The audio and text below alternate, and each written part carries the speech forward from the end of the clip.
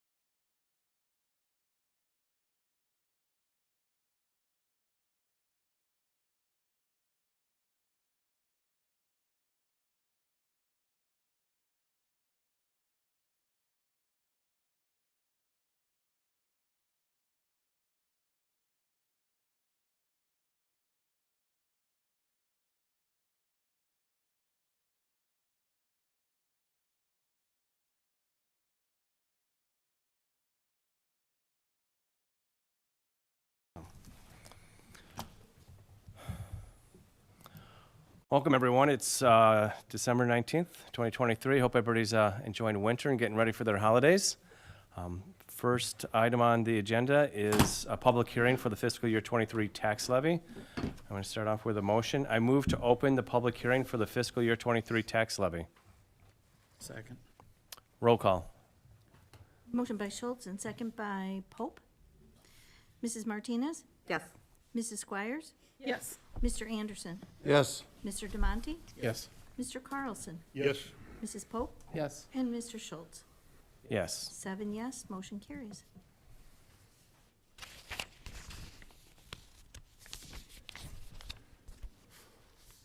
Question for you on the agenda. The first step, as it reads, is we're supposed to approve the agenda before we go into this. Okay. But it's not in here anywhere. So I'm just going to wing it. Do it. And Yeah, say, go ahead and wing it. I move to approve it. Does anybody have any changes to tonight's agenda? I move to approve tonight's agenda. Roll call. Motion by Schultz and second by Pope. Mr. DeMonte? Yes. Mrs. Squires? Yes. Mr. Carlson? Yes. Mrs. Martinez? Mr. Anderson? Yes. Mrs. Pope? Yes. And Mr. Schultz? Yes. 7 yes, motion carries. Okay, thanks, everyone. The next item agenda is the public hearing to receive comments on the 2023 tax levy. Anyone who wishes to be heard will have an opportunity to present written or oral testimony. First up, we have a presentation from Ms. Green to talk about the levy. This is the final step in the adoption of the 2023 levy. The levy calculations and levy recommendation were presented to the board on November 21st, 2023. The assumptions for the levy were an increase in EAV by 5.86% after exemptions and appeals, estimated $12 million in new construction, CPI of 5%. The levy represents an increase of 8.62 over last year, which requires us to have this truth in taxation hearing. This meeting was posted publicly in the Daily Herald newspaper on December 6, 2023. There is a decrease of 1.55% in property taxes to be levied for debt service and public building commission leases for a final increase in levy of 7.66%. The total levy request is $69,052,284. In accordance with Board Policy 4.10, we are required to ensure disclosure to the public of the cash reserve balance of all funds held by the district related to its operational levy and, if applicable, any obligation secured by those funds. At a public hearing at which the board certifies its operational levy, the cash reserve of all funds held by the district are included in the treasurer's report, which is under this meeting's superintendent's report. Thank you. Any questions or comments from the board? Ms. Love, have we received any written requests for information? Is there anybody in the audience tonight who would like to address the board with any questions or comments about the tax levy?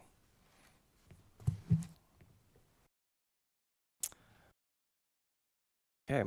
All persons desiring to be heard have been given the opportunity to present written or oral testimony with respect to the 2023 tax levy.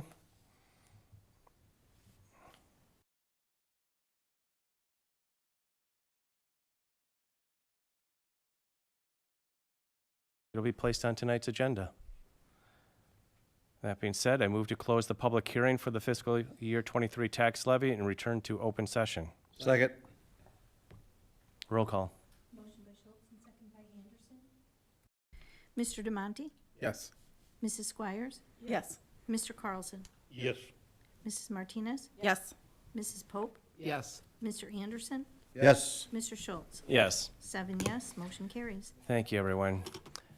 Now we can begin open session. As we start every open session, if everybody could stand and say the Pledge of Allegiance.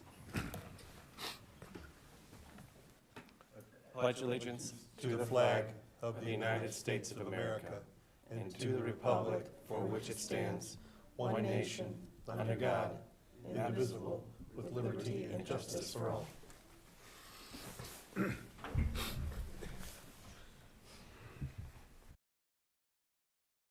Thank you, everyone. Next up is recognitions. So we just have here on recognitions, just an announcement. You can see there we have 103 students this year that have been named Illinois State Scholars for the graduating class of 2024. Really appreciate them, excited for them, want to celebrate them. We got that list a little bit ago and let the community know about that. But we always try to announce that and just recognize that here at the board meeting. So proud of those students, that's all. Absolutely.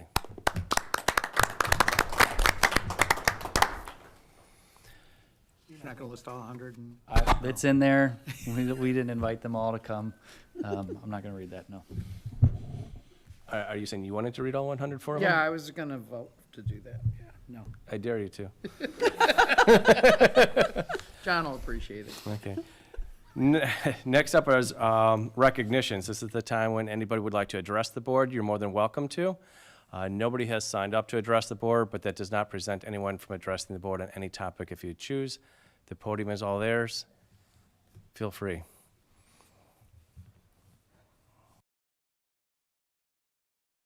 By the rush of people towards the podium, I'm going to assume nobody would like to address us tonight, and that's fine. Next up are committee reports. You want to give us an update on finance?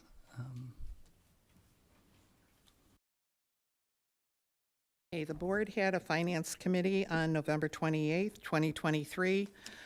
We discussed the new cash flow report and also financial projections. This month, I put into the board packet the November cash flow, and I did attach to it the other objects breakdown of what was paid in November, which is what was requested. And I think and I don't remember this, but didn't we say we wanted to see what was in the November slot before the actual came in? Yeah, you did talk about that. So when we're doing that in our, like the spreadsheet, the way it pulls out, it messes up all the numbers to add a column there. So we're still thinking through Yeah, how to just- make sure you get that. I mean, I could memorize it, but, Yeah, then I'd no. sleep and I wouldn't remember it. We'll write it we can write it on the table in pen and you can look. We still got to figure that part out. I'd just be curious to know how much it changed, that's all. Yep, I don't, yep. it doesn't really affect anything other than just it's anecdotal information, so. Thanks, Chris. Thanks very much, Chris. I'll jump in here on policy committee. We had a policy committee in this meeting this last week, and the results of that discussion are in the packet for first reading for policies. And then Mr. Gio Karas can give us a quick update on curriculum committee.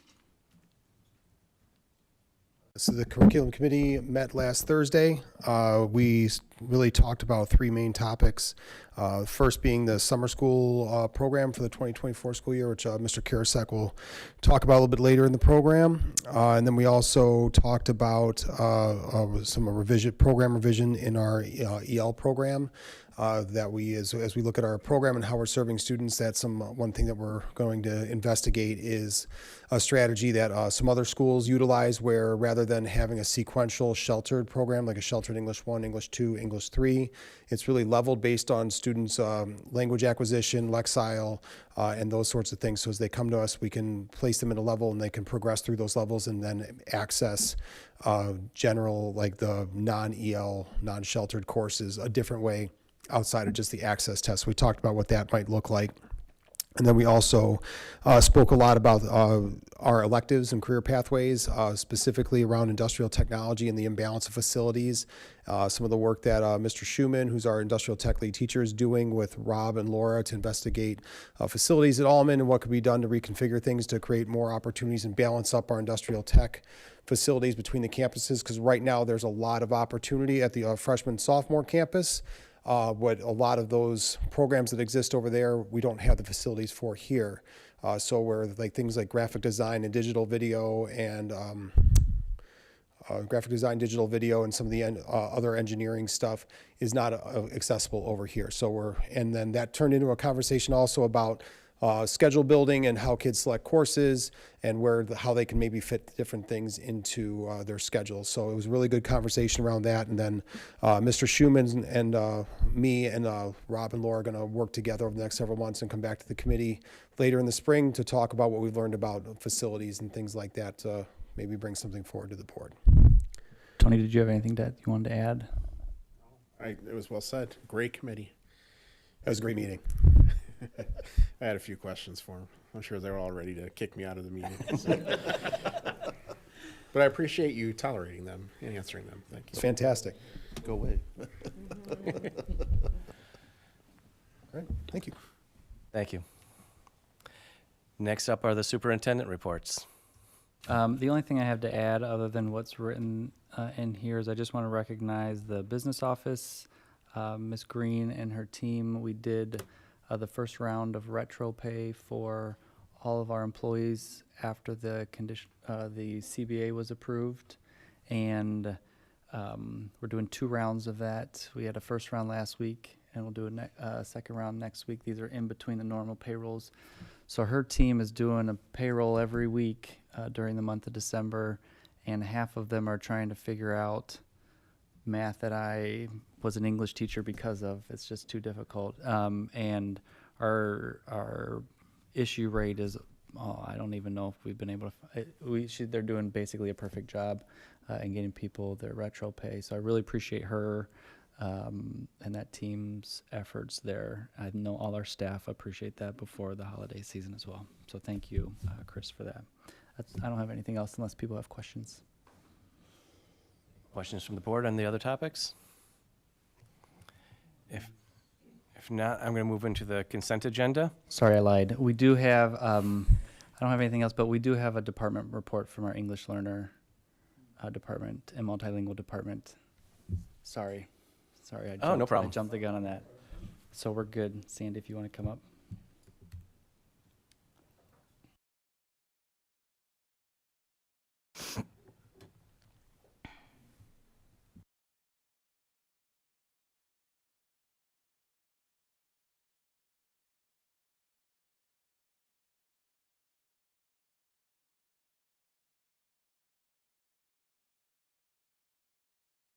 I did not want to come today without a posse, so I have a big group. Hi, everyone. Good Everybody evening. deserves a posse. Come on. Yes, yes. Yeah. Thank you, sir.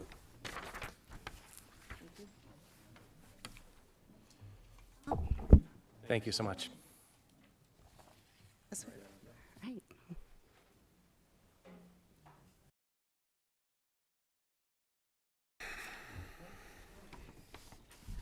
Right.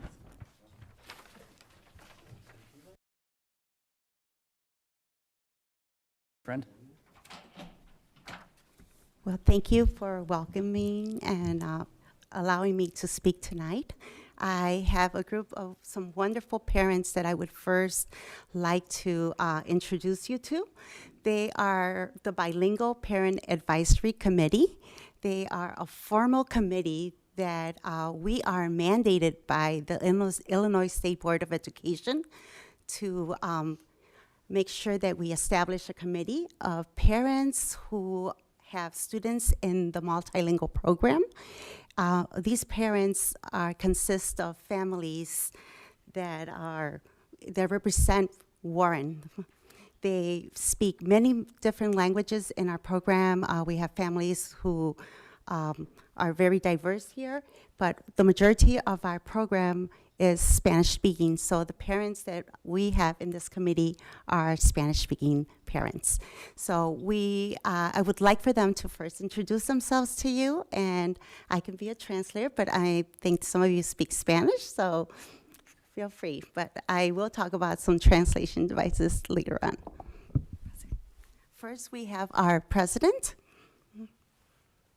Hi, I'm Miguel Morales. My son is in this campus, 11th grade. The name Angel Morales. Thank you. Gracias. Nice to meet you. Thank you. Good night. My name is Leslie Garcia. I am the vice president. My daughter is Kathy Forero. She's Upland study, 10th grade. Thank you so much.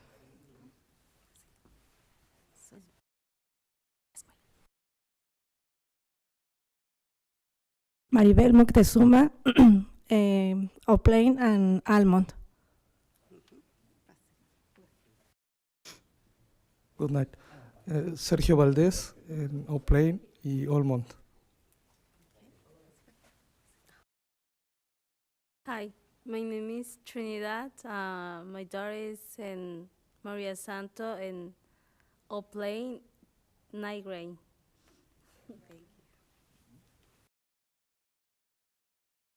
And I'm Carlos Vargas. I am the secretary for BPAC. And your position? And I'm also the bilingual counselor here at Almond. Yeah. Thank you. Thank you. And these wonderful families are devoting themselves to meet with me every month, and it's a great opportunity. I'm gonna just move my presentation forward a little bit here. So they are a wonderful group of individuals that I recruited, and they volunteered to come and meet with me every month. Kind of.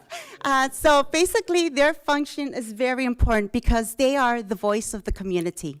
They will help me and they will give me recommendations to improve our programming and give me kudos at times and tell me how great our program is. But other times, they will also give me some recommendations on how we can improve our program. And like I said, majority of their parents, they all have students in our multilingual program, and the Spanish is the language that they're representing. ISB does recommend us to meet at least 4 times a year. But like I said, we are going to meet every month. We love that. So our first meetings that we've had have been held in person, but moving forward, we will be meeting virtually. And I will talk a little bit more about their job in more detail, but I just wanted for all of you to put a face with a name. And there are other members missing. There's about 10 of us. So it's a nice group, and they're gonna learn a lot, and I'm gonna learn a lot from them. So I'm very happy to have a formal committee that represents our population. Can I Okay. say something? Yeah. But Yes. in Spanish, I'll direct myself to them. Hola, soy Natalia. Les quiero agradecer mucho que estén aquí. Creo que es muy, muy importante que estén representando a sus hijos. Hasta me pongo emocional. Sorry, I get That's what I was gonna say. Okay. No, it's just that I think it's so exciting that we're doing this. Parte de la razón por la cual yo quise juntarme aquí en la Junta de Educación era porque yo quería que hubiera más participación con los papás, para los estudiantes, para los maestros, que haya más comunidad entre los estudiantes hispanos y creo que ustedes estando aquí es algo tan bonito y gracias por estar aquí. I'll second that. Well, Ready to thank start you. crying too. Oh my gosh. You are helping us. Yeah. Thank you. Gracias. Yeah, I appreciate everything very much. You guys are awesome. Pueden sentarse y escuchar. Gracias.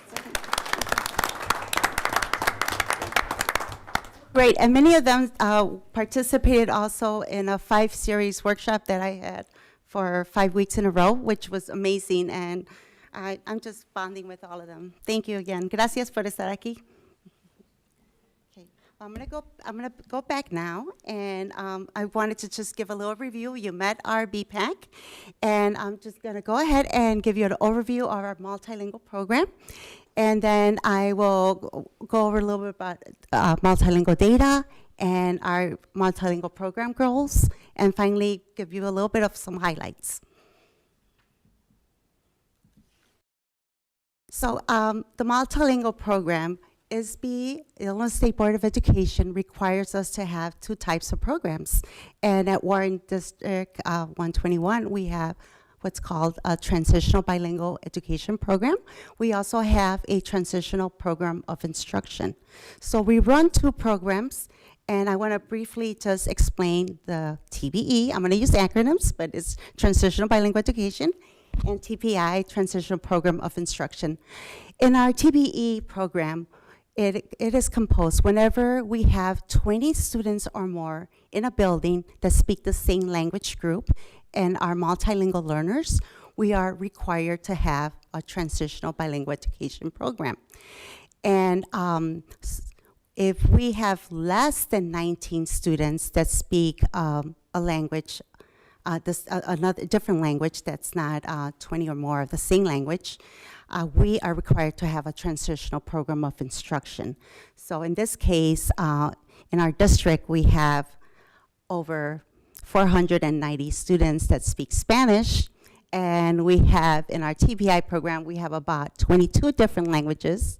There are anywhere from Punjabi, Gujarati, Polish, other ethnicities. So what's unique about these two programs that we serve in a transitional bilingual education program, we are required also to provide them core instruction in their native language if they need it. So we use different criteria to determine that, and Illinois State Board of Education gives us some guidance. For the TPI program, we also we are required to have English as a second language, and if possible, we can go ahead and use the second language as well. If we happen to have somebody who speaks Polish, we'll use Polish to help with the scaffolding of instruction. Any questions about TB or TPI before I move on to the next slide? So do we have teachers that are certified in this, or there are programs that you're using? We have teachers that are certified in TPI, of an abundance, ESL as a second language, and we do have some teachers that are TBE certified. Not many, but we have a few. So in our TBE full-time program, the students who do not meet a criteria in the annual Access State Assessment Test, it's a language assessment tool test that we administer to our multilingual learners. The magic number that the Illinois State Board of Education gives us is a 3.5. So any student that is below a 3.5, we are required to provide them, shelter instruction services, and then we place many of our students who only speak very little to no English in a newcomer class. We also provide Spanish language arts instruction for many of our students that are coming especially from our feeder schools, from our dual language program, or who have some sort of transitional bilingual education program. So this is the type of programming that we're offering our full-time students. Our part-time students are more of our students that are scoring higher than a 3.5. So some of those students might receive what's called a part-time program, and they will receive maybe 1 or 2 core instruction classes in the sheltered classroom. So, yes. I didn't mean to interrupt. Oh. Finish your Okay, thought. thank you. So a lot of these students are performing a lot, they have higher English proficiency, and they're able to be successful in the classroom and don't require all their classes in a sheltered setting. So we look at multiple criteria, we determine their scores and their reading ability to see whether they're gonna require full-time or part-time support. Yes. Forgive me if I missed something, but how many languages do we have in this school? I'm gonna get to that one next, Okay, yes. let me jump the gun then. No. If you don't have a faculty member who's fluent in that language. Yes. And you have 5 students Mm-hmm. that need core instruction, how do you do that?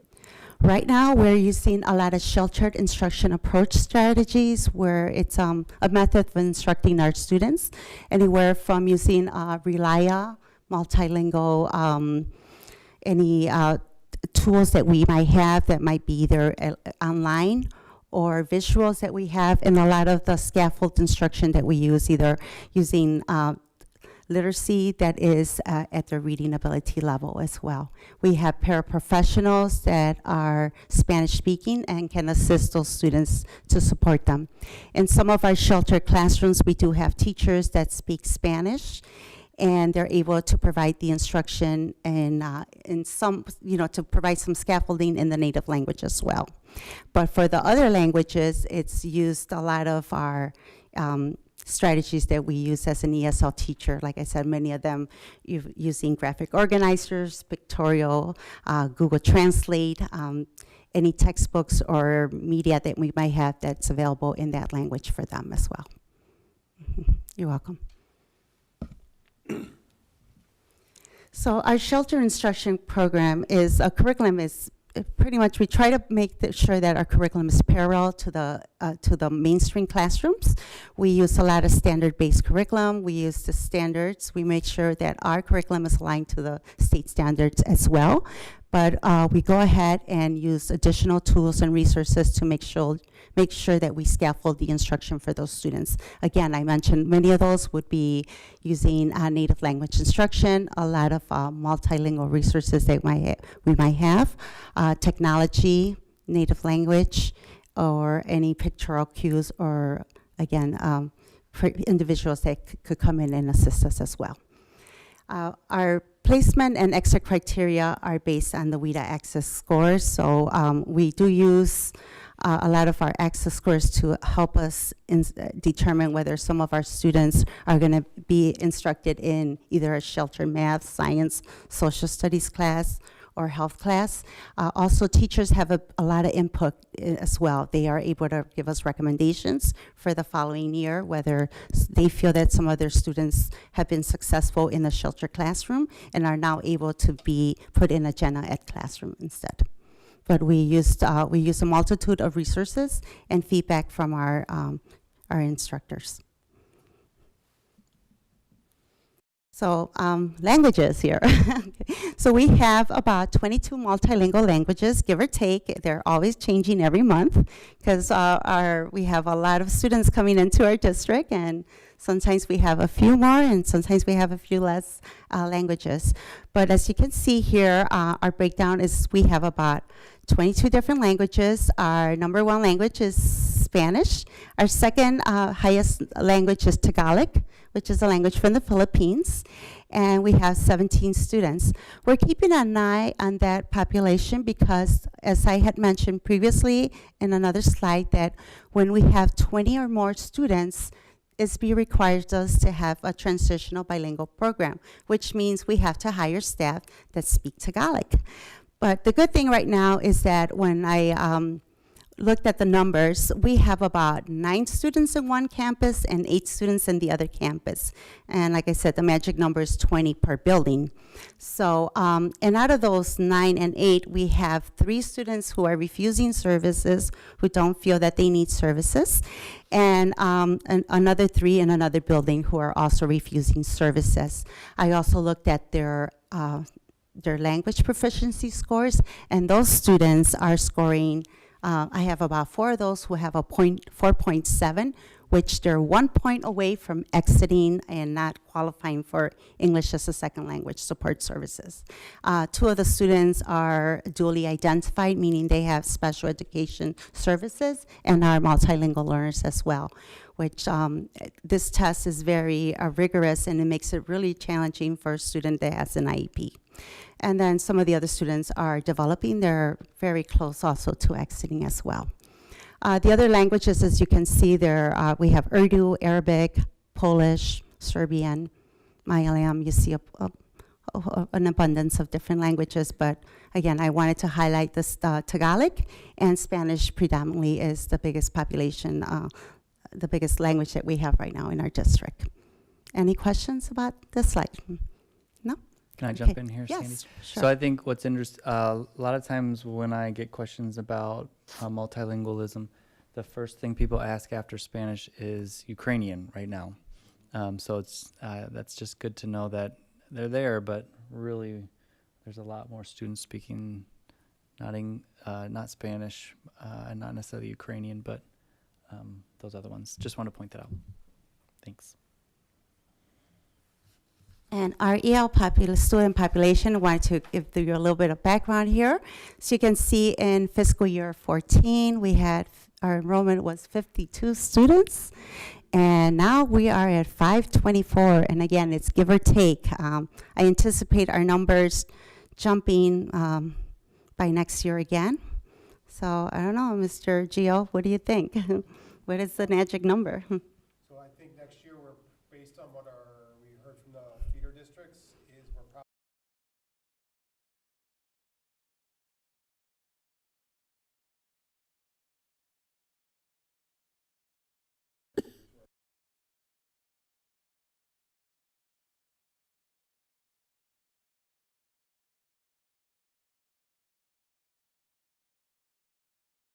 Something funny is when I was hired by the district, and Mr. Gio told me the number, we were in the 400s, and in a few months now, we're over 500 students. So our population is growing, and I'm embracing it. I love it. It's great. It's very diverse in our district, and I love the diversity here. So I just wanted to break it down a little bit further for you. We have about approximately 128 ninth graders, 158 10th graders, 132 in 11th, and 114 in 12th grade. On the other side, we see that we have other students that are in some of our other programs. The Bridges program, we have 9 students. Almond, that's the total that they have. And out of place students, we have about 21, transition 11 students. And we do have about 88 refusals in our district. That means parents or students who do not wish to participate in our multilingual or any of our sheltered language courses. And many of those families feel that their students know sufficient English. The assessment test is not a true reflection of their ability to speak English. And some of the students who have refused also, the parents just don't, they just don't wish to participate. They feel that their students have been in the program way too long as well. We have a lot of long-term ELs. So those are some of their rationales for not participating in the multilingual program. We still try to convince them every year, especially if we see that they're not, they're academically, they have low scores or they're struggling. Every semester we try to at least talk to them and say, are you sure you want to reconsider services? So I always encourage our teachers and our counselors to go ahead and try to convince them if we notice that they're struggling. Just to be clear, like going back to the languages. Yes, sir. These are reflective of those students who qualify for EL services only. Yes. Because we may have more students speaking second languages, but may not require EL services. That is correct. We have 3 that qualify that speak Ukrainian, but we may have more than that speak. Yes, Okay, I that just is- wanted to be clear. Because I almost said something, because my neighborhood alone has like maybe 20 kids here speaking Yeah, I'm trying Tagalog, to, so- I was trying to clarify for everyone's benefit, Yeah. we're speaking in terms of your department's reports. Yes, sir. Yeah. Yes. Thanks for the clarification. No problem. Okay, so our staffing has grown. And as you see, moi right here, one by Director of Multilingual Services and Family Engagement, and 13 EL teachers at Old Plain, 6 EL teachers at Almond, 2 bilingual paraeducators, 1 in each building, 2 bilingual counselors, 1 in each building, and they have been, oh my gosh, I could not be here if it weren't for them. They're just helping me make our program even more successful. Mr. Vargas is constantly talking to our families. If they're struggling academically, he's calling them, making sure. So I've been seeing a lot of families come to see him, and a lot of our students are reaching out to him. So I'm very grateful thank you for allowing us to have 2 counselors that are Spanish speaking and bilingual. And then we have teachers also who are instructing a lot of our Spanish language arts courses, and this allows for our dual language students from Woodland to still continue on, being bilingually bicultural and embracing biliteracy. And these are all our course offerings that we have. Some of our teachers provide native language support, like I mentioned previously, in some of our sheltered instruction classes. I was very impressed with Mr. Mike Eddy. I don't know if any of you know him, but he is really good at speaking Spanish, so he's able to redirect a lot of the students. He has a lot of newcomers in there, so he is using a lot of his Spanish in the classroom. And some of our Miss Laura that we hired also, she has been phenomenal. I think all of our teachers are really trying to use as many scaffolds as possible to ensure that our students are comprehending the English academic content areas that they need to understand. And what is Access? Access is a test that we are mandated by ISB to administer to our English language learners. This assessment is a large-scale assessment. It's a secure test. It's very much like the SAT. So students have to be, we have to assess them in 4 domains, in listening, speaking, reading, and writing. And like I said, the composite score, they compile all those scores at the end of around May, and then they determine whether the students scored a 4.8. Those assessments are online, and there's a group of individuals that score them, and then the assessments come back to us. In the previous years, many years ago, we had a paper test, but now everything's exclusively online. This could be very challenging for many of our students because it's very unnatural for them to be speaking to a computer. And that speaks to why, as you can see on the right side, our speaking scores are the lowest. We're struggling. Last year, 2.9 was the score that we also saw that our students were performing. So our goal as a district is to improve our oracy in the classroom, to try to encourage and motivate our students to speak academically more in the classroom, and also along with some of the other domains as well. But speaking is one of them that we really want to target because those scores are putting the overall composite score low, and our students are not exiting. And we know that they're capable of a lot more, but they're just, a lot of them are shy. They don't want their colleagues to listen to them as they're speaking to a computer. So this is something that we are, as a district, where it's one of our goals to really focus on the oracy component for our kiddos. Our exiting criteria, as you can see, has been affected, and we're not the only district. There's everywhere in Illinois, this is a problem. The speaking assessment, the speaking domain is the one area that everyone is struggling in the most. So as a result, our exiting criteria is really low in numbers. Last year, we had 7 students exit, and that's why we are growing with the multilingual population, because Woodland is struggling, Viking, all the districts, our feeder schools are having a hard time exiting their students, so we get them in our high school, and then it's the same thing that we're experiencing here as well. Was that previously a test that they would take by speaking to a teacher? Yes. Oh, okay. Yes. Yeah. Yes, it was by teacher, it was paper, and we used to score it back in the day. But now it's online, and it's just a lot of the students don't speak loud enough, so I've been encouraging the teachers to use Canvas or Flipgrids, or just do activities where they are speaking in front of their colleagues, or recording themselves on a computer to try to become more familiar with the access test. Could you record it and play it back to the computer? Yes. But I mean, wouldn't that get over the fear of the computer or not? No, I think a lot of these teenagers are shy. I've used in the past like borders to cover them. So what we're trying this year, and I'm crossing my fingers, I sent out a survey to all our students asking them what their preference for taking the access test, whether they want to take it individually, in a small group, or in a large group, or no preference. So we had a good number of students. We had over 120 students respond back to us saying that they preferred either a small group setting, individual group setting, or some just did not, didn't care. But we are gonna go ahead with Ms. Leanne and Bachner. She's helping me with our scheduling, and we're making sure that we are accommodating all the students, and we're hoping that that's going to make a big difference. So keep your fingers crossed, because we're going to go ahead and try it. We'll see if this will make the difference. Okay. It's just a shame that the state requires you to do it that way, and it's driving the numbers down. Yes, I had asked the state if maybe we can do the speaking in person, and they said it's either all paper or all online, and then they highly discourage that we do all on paper. Yes. So our goals, so as a result of everything I shared with you, we would like to increase our access success rate and focus on the speaking, like I mentioned before, provide a rigorous curriculum for all our multilingual students.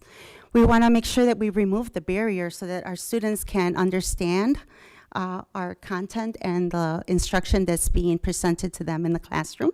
We want to increase access for professional learning for our staff. And, you'll be happy to know that this year, a lot of our teachers have volunteered to get trained to administer the access test. And so they will firsthand be able to see how the test is, and maybe that will also help our students feel more comfortable by having a friendly face around them while they're being administered the access test as well. And we want to also make sure that we hire more ESL bilingual staff, and that our current teachers that we have become ESL and bilingual certified. And of course, one of my big passion is to increase parental engagement. And I have my parents here that are here, and I have faith that our program's just going to get bigger, and we're going to have a lot more parents participating in workshops. And we want to provide them a lot of learning opportunities as well. And of course, lastly, we want to make sure that we're providing a welcoming environment to our students and families by making sure that we have everything that making them feel comfortable and providing all the resources that will make their students feel successful at Warren.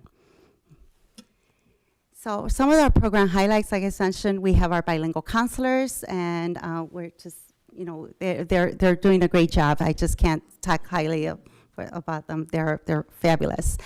We have increased our translation services, either through our certified staff that we have, our parapros, our bilingual classified staff, myself, our counselors. So I think as a whole community, we are really trying to make sure that our parents feel comfortable walking through the door. Time Kettle is another big instrument that we are hoping to purchase.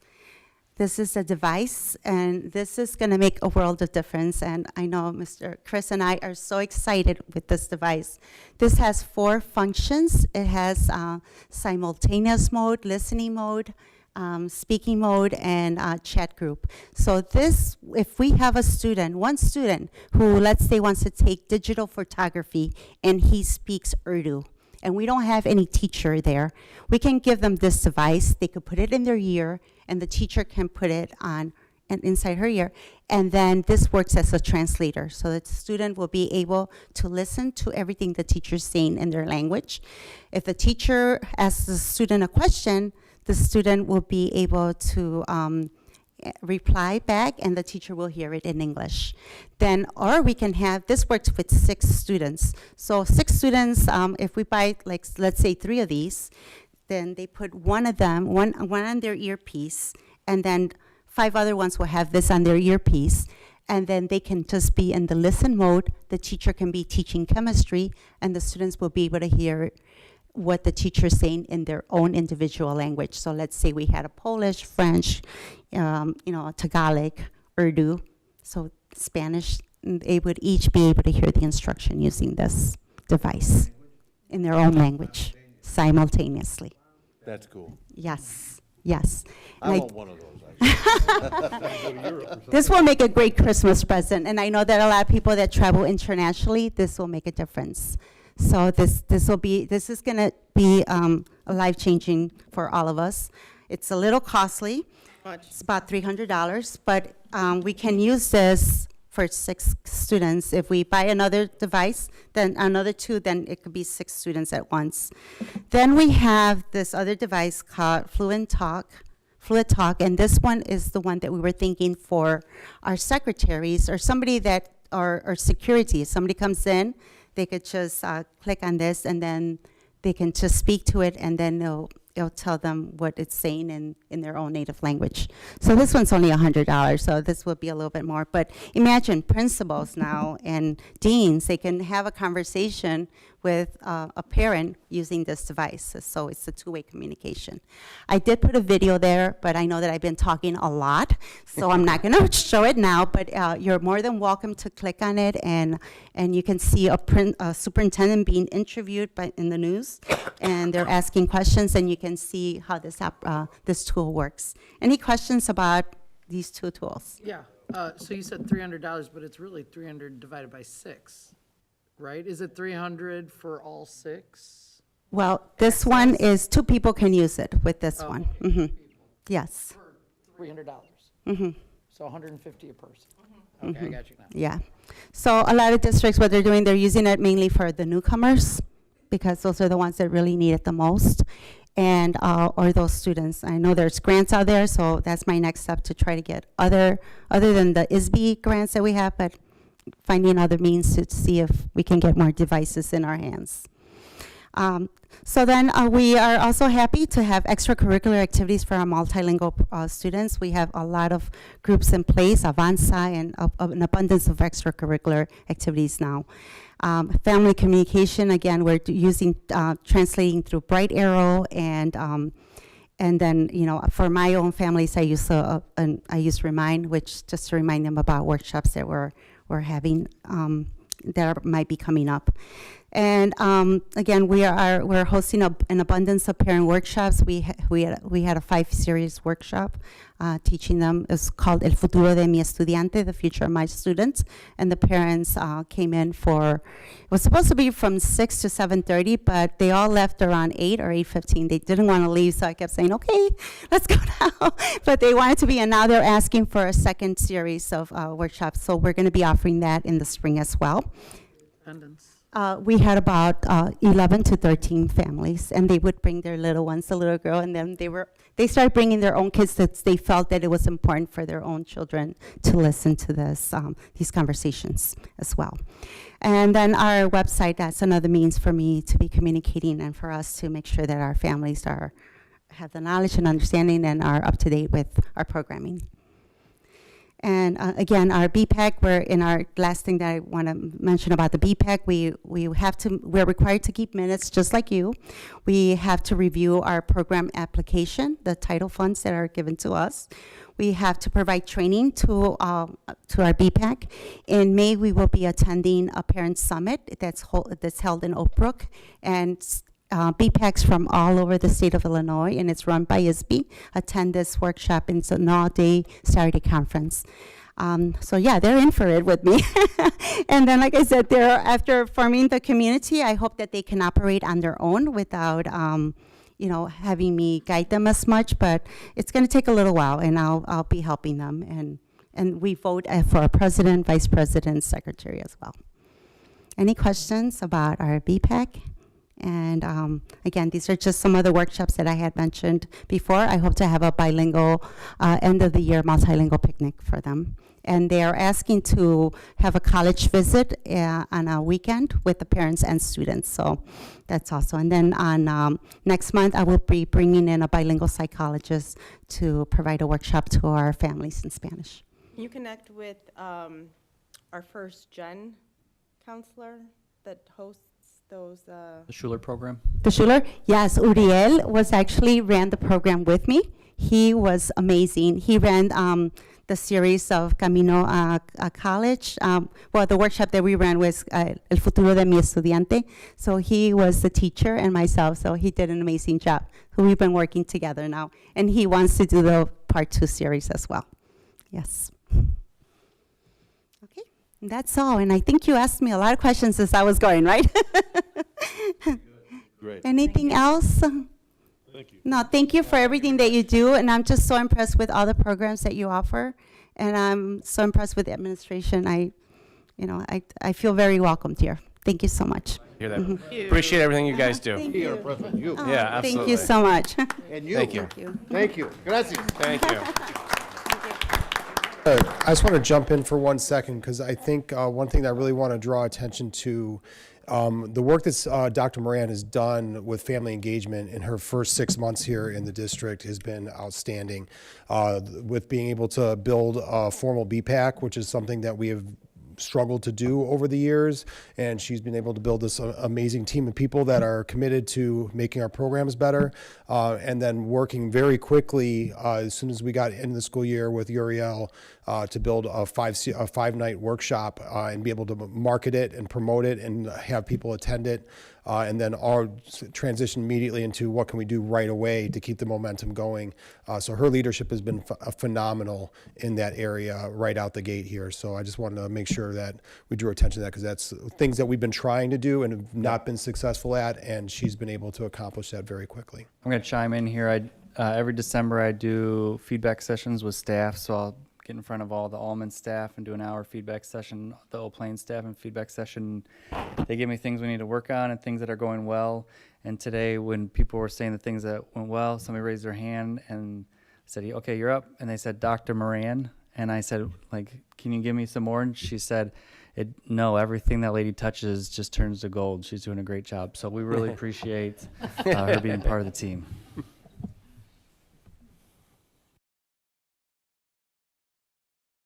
Now I'm done. Thank you. Thank you, Dr. Moran, and appreciate everything you do. I appreciate all the work of their parents and your whole team, so tell them thank you very much. And also let them know they're more than welcome to stay for the rest of the meeting, but if they decide to leave, our feelings will not be hurt in the least. Run while you can, yeah.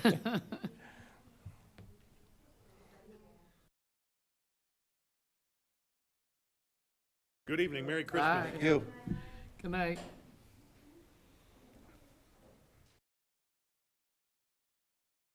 Next up on the agenda is the consent agenda.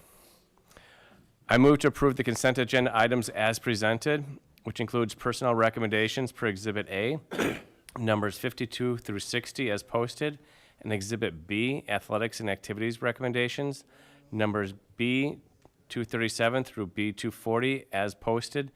The payment of bills dated December 19th, 2023 in the amount of $5,403,025.71. Regular meeting minutes and executive session minutes of November 21, 2023, acknowledgement and accept gifts to the district, and the 2024-25 public school calendar as presented. Second. Roll call. Motion by Schultz and second by Carlson. Mrs. Martinez? Yes. Mrs. Pope? Yes. Mr. DeMonte? Yes.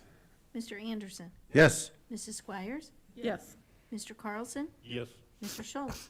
Yes. 7 yes, motion carries. Thanks, everyone. Now on to discussion items. First up is a partnership report with Quest Food Management. Yeah, we're going to invite them to come up. I think they have an, they're going to just walk through their business report for the last quarter.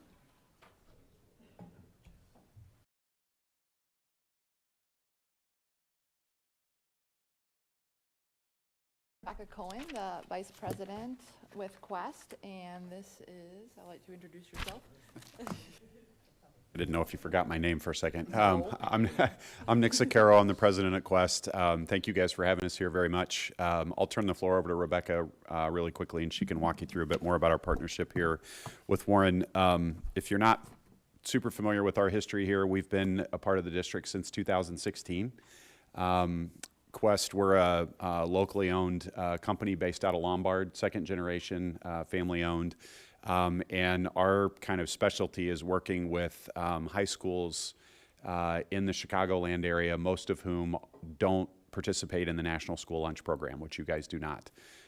So just really quickly, I won't read you our whole roster. We've been around since '85. We started with a lot of parochial schools. We work with schools like St. Ignatius and Loyola Academy as an example. And then on the public school front, we've obviously got you all. We work with Lake Forest High School, the Glenbrooks, Deerfield, Highland Park, Hinsdale, New Trier, Homewood, Flossmoor, Riverside, Brookfield, St. Charles, Barrington, Batavia. The list goes on and on and on. You kind of get the picture. So this is sort of our wheelhouse. We've really enjoyed being a part of the community here. When we started in 2016, we inherited a manager, Liz, who was has been part of the school community for. Do you know how many years she's been here? Long time. Yeah, Liz is fantastic. She was with the prior food service management company, and we've absolutely loved having Liz on board here. Of course, we had to work really closely with the district through COVID, and I think we found a great way to partner together and make sure that students were fed well during COVID. And then things have really changed with the program after COVID. You'll see from some of the numbers that Rebecca is going to present, the number of students who are taking advantage of free meals every day has absolutely skyrocketed after COVID, which I think in some ways is a great thing that students are getting access to those meals. And that's something that we're really proud of. It's obviously, again, been a pretty big game changer with how the program works. So thank you again. I will hang out here as Rebecca goes on and provide any color commentary I feel like is important, and certainly happy to help answer questions as she runs through this too. And Liz would have been here, but she's not feeling well, so she stayed home. So, if you're not familiar, so Quest is really proud of our food philosophy. So it highlights over there, the first one to the left, where it's all of our eggs are cage-free, our milk is growth hormone-free. I can't see that far, but our produce is is local and seasonal, and we do primarily fresh fruits and vegetables. We rarely do frozen. We rarely do canned, so everything comes fresh daily. And then we try to source as much as possible locally, which is defined as 250 miles. You know, you're not getting oranges in the middle of winter in Illinois, but we do our best to try to source locally. Am I controlling this? No. Sorry, I'm here. Just Okay. tell me when to go to the next slide. Next, please. So a lot of successes that we've had this year. You know, it was a rough start last year, post-COVID, coming off everyone was having free meals. It was a slow start to the year. I'll get to the number back then, but this year has been more like pre-COVID numbers. So it's really been exciting. We've had the Almond Coffee Bar down the hall there, open every day with some creative specials that I have pictures coming up to show you. Our barista/lead, Carrie, does a wonderful job there. The deli and hemisphere stations are open daily, so we have made-to-order deli sandwiches, made-to-order hemisphere, which is international, so it could be Asian, it could be tacos, it could be any pasta, comfort food, whatever special we have for the day. And for those of you who are not familiar, what we do is kind of made-to-order concepts. So you can go to the grill station or the picante, which is like Chipotle, or you can go to the deli bar, or you can get, a hamburger or pizza. And a lot of our meals are customized to order, so you can get whatever toppings you want on there. So another thing we're really proud of is the continued successful partnership with District 56. So District Gurney 56 is the K-8 district down the road, and they are on the National School Lunch Program. And we do about 1,100 meals per day, lunch meals there, and about 800 breakfasts. So it's really been a great partnership out of the Warren O'Plain kitchen that we've been through like 3 or 4 years now with them. So it's been great. And then both campuses, continue to work with the special needs kids. So they do things like bagging cookies, stocking our pop coolers at both campuses. So it's been a wonderful program, and we really enjoy working with them, and it really helps us out too. And I think the beginning or January, it's been about a year now, we started offering free breakfasts to the free and reduced students. And we have seen those numbers grow, and I will show you in a minute, but it's a nice benefit. Of course, we're selling hot breakfast and cold breakfast as well to the paid kids, but we do offer a nice, robust breakfast program. And I believe this has started. If not, it's going to start in January, but Quest is going to take over the background checks and verify face law, so the district doesn't have to do it anymore. So that'll be a good benefit to them. So these are the special ed kids that work with us, so a cute picture with them. And then the picture on the right, so at Almond, there's a fruit and veggie bar in the middle, and they weren't eating a ton of salads, so we switched it to a fresh fruit and veggie bar, or a fresh fruit bar, I should say, not as many vegetables, and it's been going over really well. So encouraging the fresh fruit consumption, not just the fruit cups, but they could also make their own fruit salad, so to speak. So it's been going over well. And then celebrating Hispanic Heritage Month, so we got bakery from a local Mexican bakery from a local place down the street, and Mexican coffee. So it was a really fun celebration. And then these are some examples of, we had Barbie and Ken Day in the coffee bar, and they played music, Barbie music in the back as an example. So every day has a theme. So I'm going to go closer. Actually, I could see it here because I can't see it from this far. So, so the financial slide. And I put a few in there. So that's 18, 19. So I took out 21, 22 because that was when we were on SSO during COVID. So it's not apples to apples. So that's why you don't see that there. But from 18-19 compared to 22-23, which was last year, obviously, our per capita is defined as total revenue divided by operating days divided by enrollment. So it's kind of how much each student is buying per day, so to speak. So we were at $2.54 in 18-19 compared to $2.06. Like I said, post-COVID, it was a slow transition. So that was down 19%, and overall sales, we were down 18%. And then that shows what your commission was to the district, down 16%. But if you look at the free and reduced meals, as Nick was mentioning, in 18-19 pre-COVID, it was less than 10,000 for the year. In 22-23, it was almost 64,000 lunches and 1,900 breakfasts. So it went up 583%. That is a lot. Yes. Next slide. So this is comparing August to November 22 to August to November 23. So the good news is this has been a really strong year for sales. So $2.08 in 22 this time frame, and now it's at $2.50. So a 20% increase. Total sales was an 18% increase, and your commission was 18%. Now, we are up 115% from last year in free and reduced breakfast and lunch meals. So it's continuing to rise. So our sales are attributed mostly why it's so strong this year is because of staffing. We as a company have a really low, really high fill rate. So our HR team, their strategies really helped.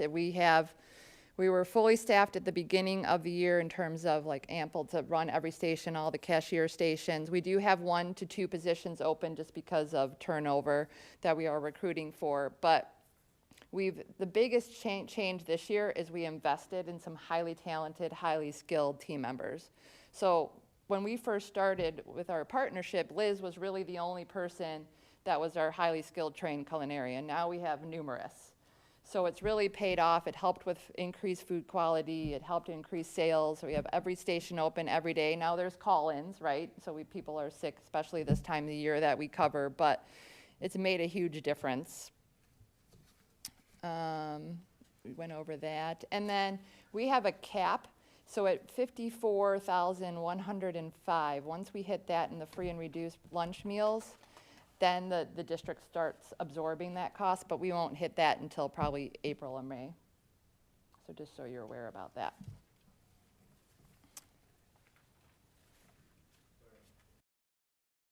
So we're still, obviously, we could always improve the program. So the biggest thing is we're going to come with a recommendation for a new POS. Wordware is very antiquated. It's very outdated. We looked at a few last year, just didn't find the right one. So our IT team is looking into some alternatives. Now it limits us because we take credit cards. So a lot of school POS aren't credit card capabilities. So that's why we're going to find the best one for Warren, especially because it's being so large district. And then just continue innovating. You know, kids get tired of the same food every day, so trying new menu items, trying new international cuisine. Liz is very creative. She does really fun desserts and different action station. Like there was a picture before of like a made-to-order salad station. So continuing to have fresh baked items in as well. We do bake our own muffins, for example. So not just the cookies or the brownies. And then different smoothies that we offer, frappes at the Oplane and almond coffee bars. And that's pretty much it. I believe that was the last slide. And then, yeah. Any questions? I have a question. Yes. Who owns the POS system? You do. The district does. Okay. And how old is it? Do you know? At least 10 years. Okay. At least. Yes. Out of curiosity, in my day it was 35 cents. What's the cost of an average lunch? Oh, he said your day was 35 cents. Yeah. So everything is a la carte, but you could get a deli sandwich for $5. You could get pasta for, I think it's like $4.50, $5. You could get pizza. You could get stir fry. You could get a hamburger. So give or take $5. And then, you know, the bottled beverage, get a water or a milk for $1.50.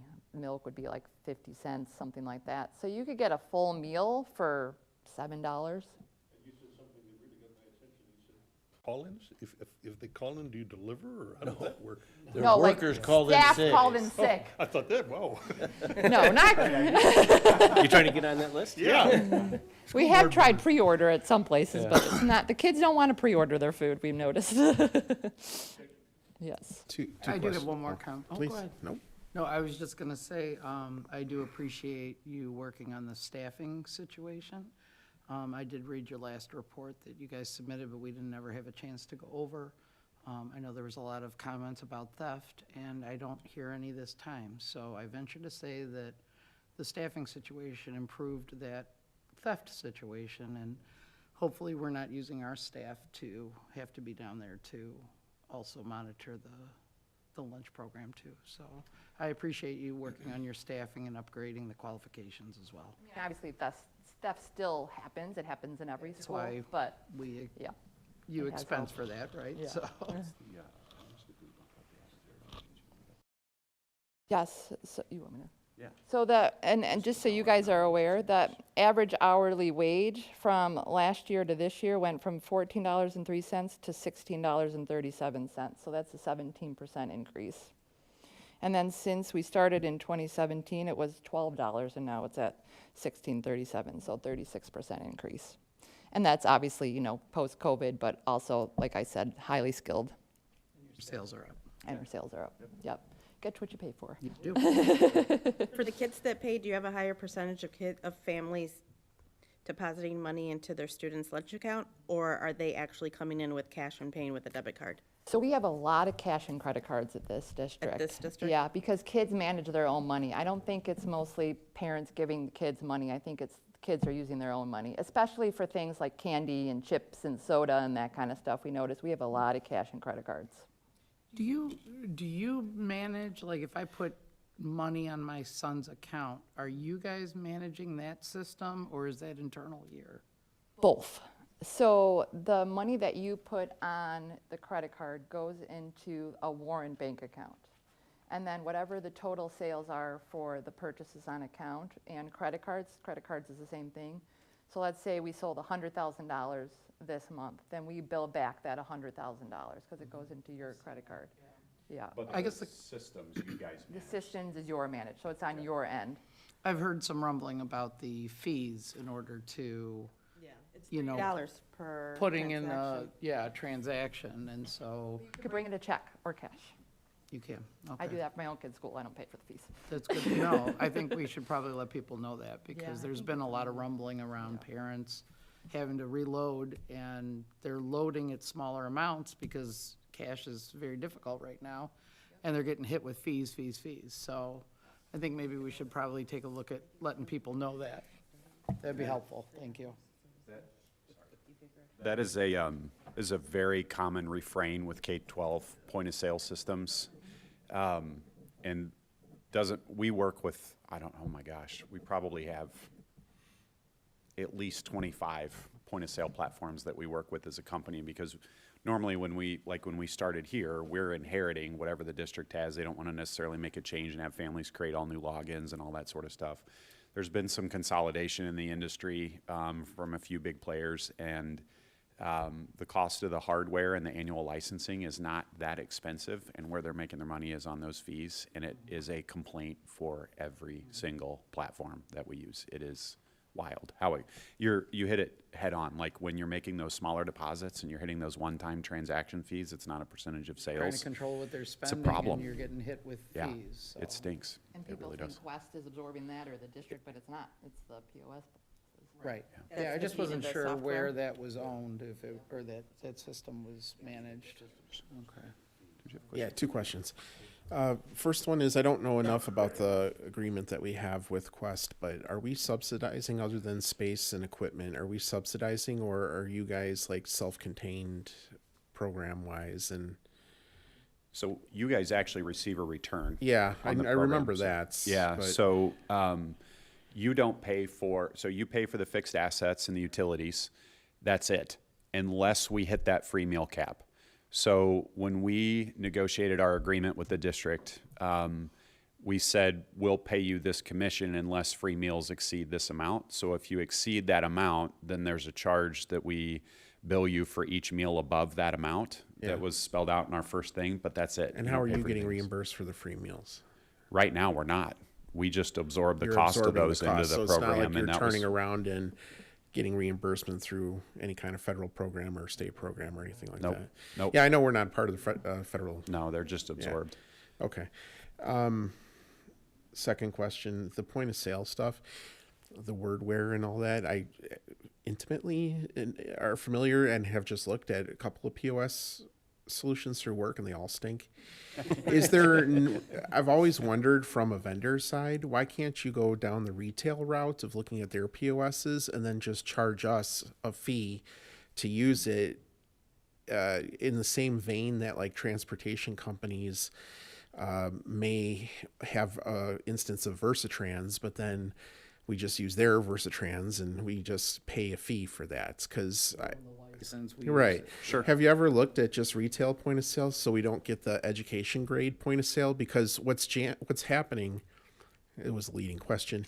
Some of these are slow, antiquated, which actually can slow down the speed at which students get served as well. And as I learned, some of them can even queue up the next person so they're ready to go instead of having to wait to type in their Power School ID or what have you. Yep. And the biggest complaint I hear from my kid, food quality is great. That's not the complaint I get. It's if you don't get to the cafeteria as one of the first people in line, you might as well bring your lunch because we can't get our kids through. So it doesn't matter the quality of the food, how well it tastes.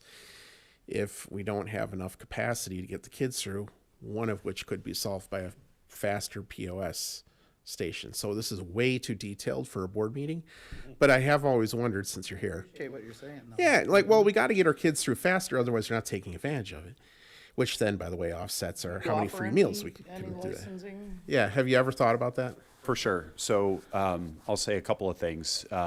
One, on the retail side, so we have corporate dining accounts that we manage where we Right. use things like Toast or Square or Clover, et cetera. None of those systems can manage declining balance. So all the money that mom and dad put on the student's account, that's all declining balance. The only way those systems can handle that is to fake the transaction to look like a gift card, and that is a disaster when parents are trying to go in and load money onto their accounts. It's an absolute disaster.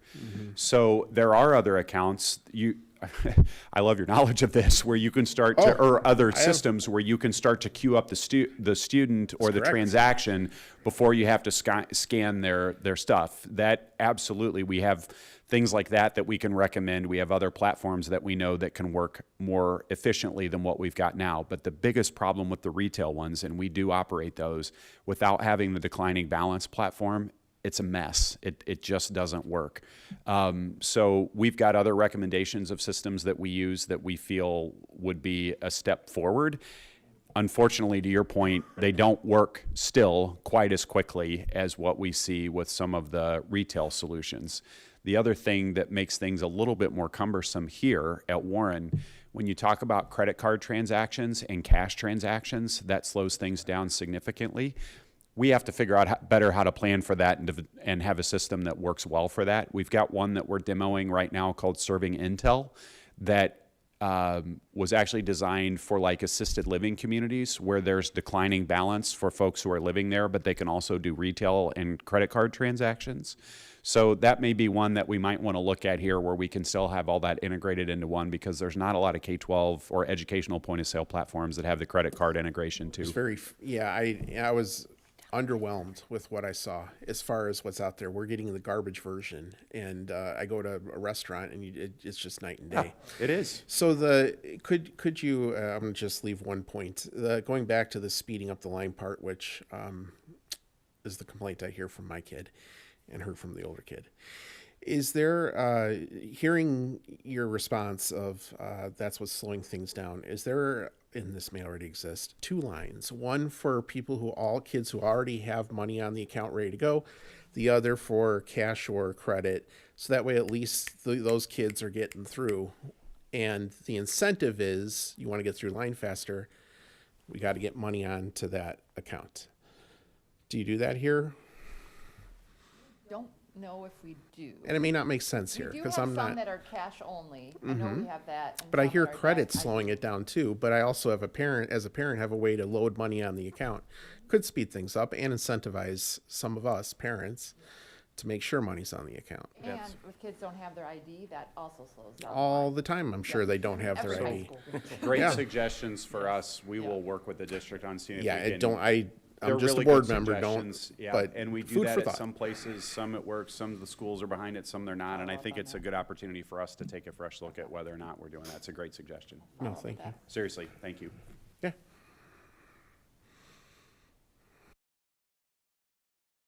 Thank you all very much. Thank you very much. Happy holidays to everybody. You too. Next up, we're going to talk about window film. Yeah, this is pretty quick here. I think I can jump in for Pat. At the safety committee meeting a few weeks ago, the committee asked us to look into additional window film that helps with any type of forced entry into the windows. This isn't something the school board had discussed previously, so instead of putting it in front of you for the first time to vote on, we've just got it on here for any discussion. And if you'd like, we can bring that back for action or for discussion in January. No more money to Isidore Plain. I don't know why you don't have it already. We do have this Some, I in know, some but don't- places. Okay. Well, that, but did you see the quote for Old Plain? It's like $5,000. 18,000 at Almond and 3,000 for Old It's Plain. like a tank. Yeah. I was at that meeting, and there was a teacher here, and he was very, very, almost adamant about it. He said, you know, it doesn't do me any good to hide in my room if they can look in the window. So. This thing is not, the thing says it's not tinted. Well, it seemed to us it was a very inexpensive way to, I won't solve the problem, but at least address it. Right. I was thinking the same thing when it said it wasn't tinted. I said, well, why wouldn't it be tinted? They say lock the doors, but if you can see through the window. I don't even know if I can look into and see if they have Maybe tinted. it isn't. I'm not, Yeah. I don't know, but it specifically says non-tinted, Yeah. Yeah. which made me think maybe there is. Maybe there is a tinted. But maybe it's more money. I'll find out. Yeah, that's good. I think we should do it. I don't.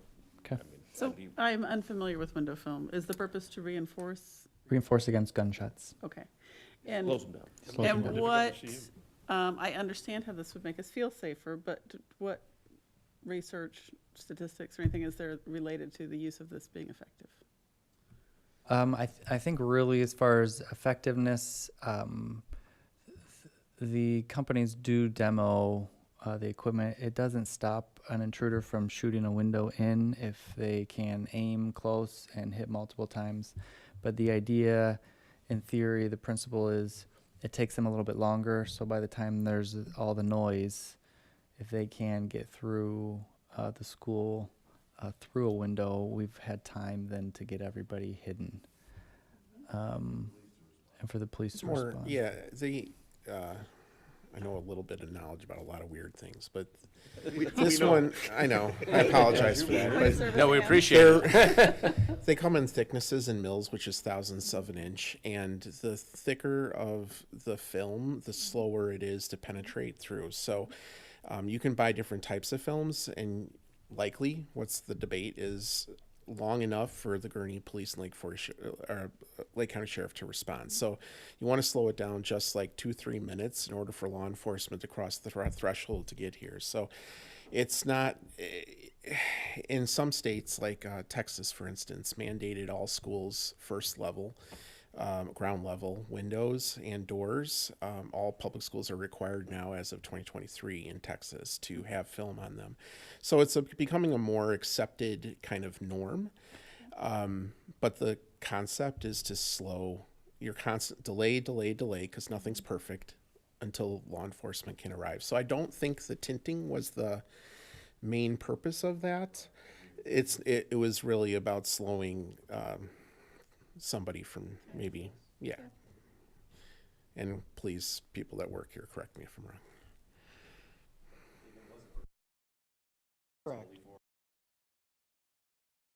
This was the outside windows along I would the- suggest you might go in and consider classroom doors, because again, to quote the teacher that was there, he said, if I hide my kids in my room and he can look right through the window, what good does that do me? He was asking for a blind or You know, something he was to asking be for able to. something on his window. That's a different, That that's a was a different different product. Well, scenario. we might want to yeah. consider it. Well, they make it so that there's actually doors that can be attached to those side panels that would close, or somebody would have to close them. And they make Yeah, lockdown shades that are Yeah. like 30, 40 bucks where you pull the Velcro and it rolls Pops down, down. and it's, yeah. Nobody can peek into the room. Just can't see. Yeah, we are looking into that as well, Mr. Carlson. This was a little bit quicker and easier for us. We've worked with the company in the past, and so we could pretty quickly, they knew our facility could get us a quote.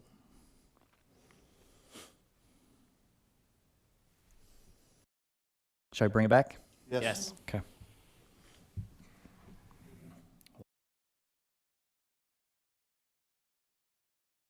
The next topic here that I've got for discussion is just consideration for priorities for next year.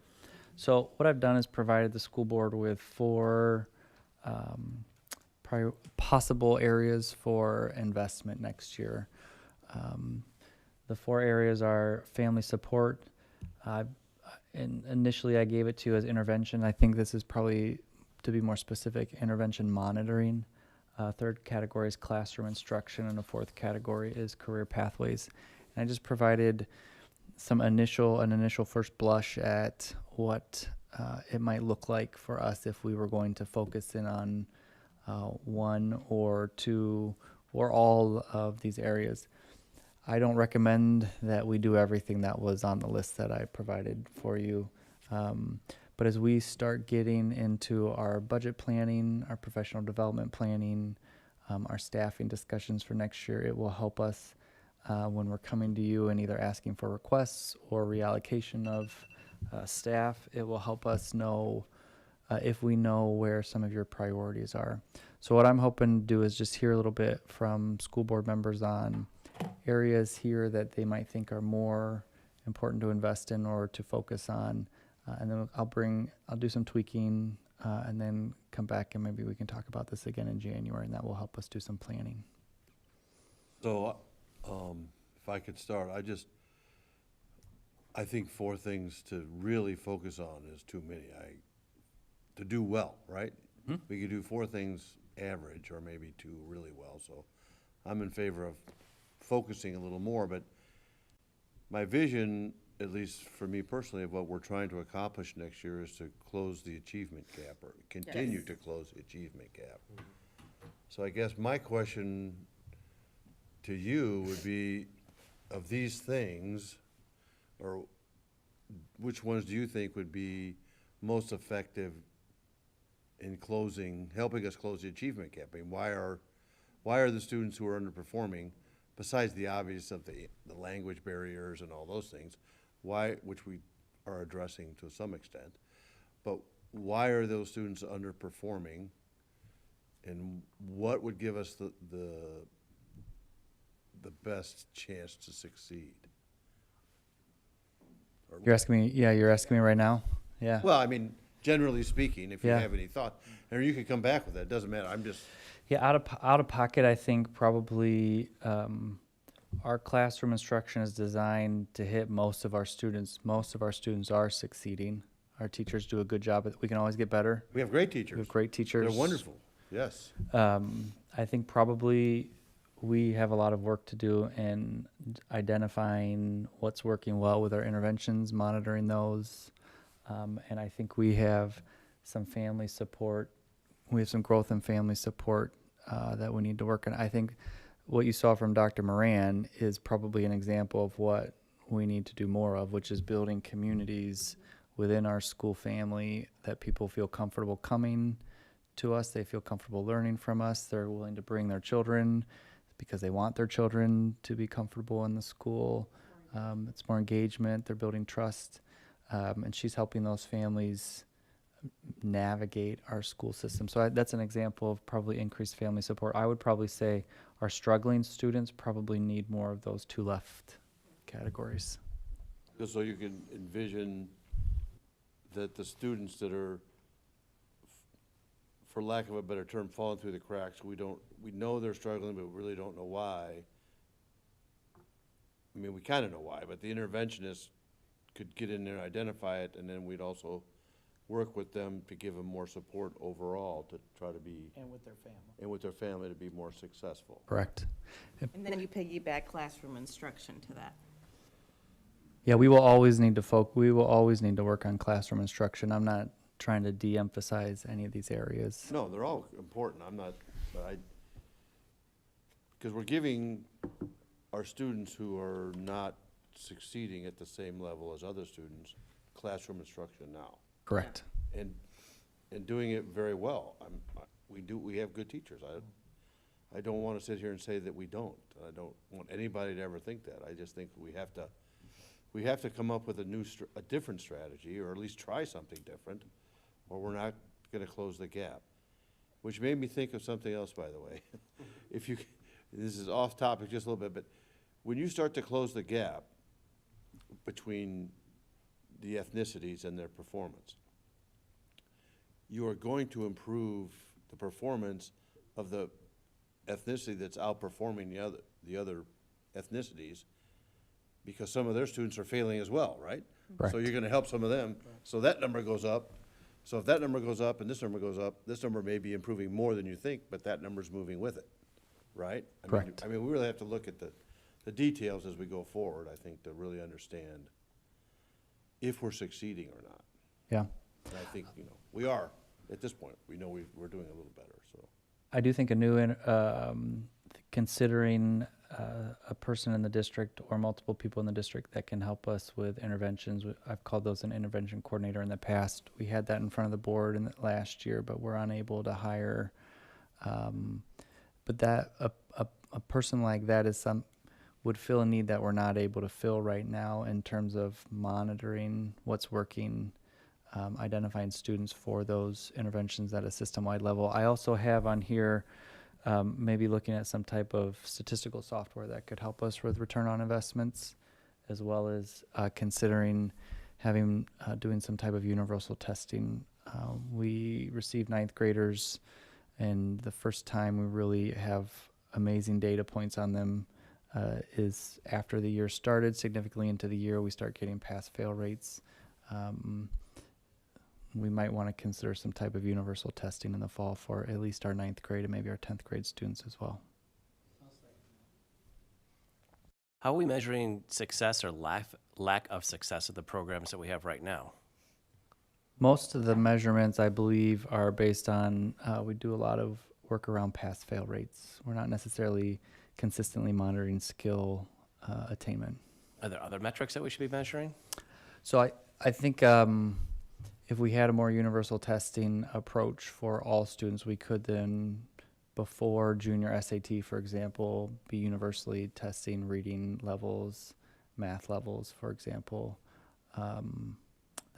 right away when students come in the fall. Okay. I might chip in. I think the first two are very much intertwined, and they're the most important in terms of throwing assets at them, for lack of a better term, for more personnel. But the last one I don't want people to forget, because all three of those lead to the fourth one. And if students leave here and not having any idea what they want to do, or never having access to what they want to do, I think that's very important. And Danny and I have been working on that, and we'll continue to work on that. But I'm not advocating hiring anybody for that. So I think the first two, if you want to put financial resources into it, the first two are the most necessary, and they're, to my mind, very much the same thing in a lot of ways. So, just, again, this is about intervention monitoring or whatever.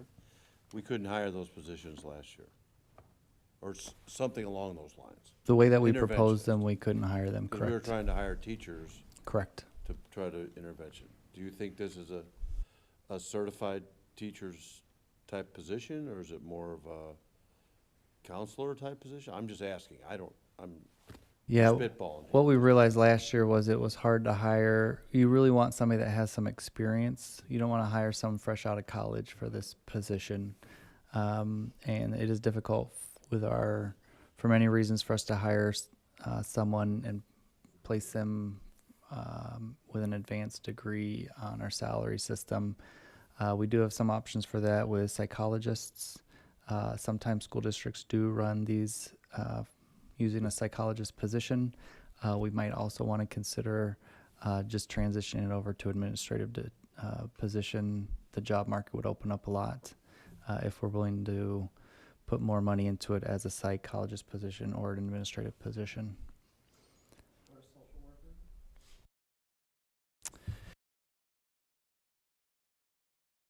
I don't know. I'd have to go back and think through. I think In healthcare, there's a lot of overlap between the two, so I was just for case management and things like that. So you have a lot of case Yeah. managers that normally are social workers that are able to identify interventions, resources, you know, whether it's internal or external, community-based. And so I was just thinking about that as maybe I'm missing the mark, but a possibility. So someone like that, just as a suggestion, could fit really well in the family support category. That's where it In a crosses. community schools concept, you would have a resource coordinator who would connect students and families with already existing structures out there, right? And you're just connecting people. So, like an outcome for family support, in the same way we now have somebody that does what they're doing, could also be like a resource coordinator. Yep. If that helps. That's exactly it.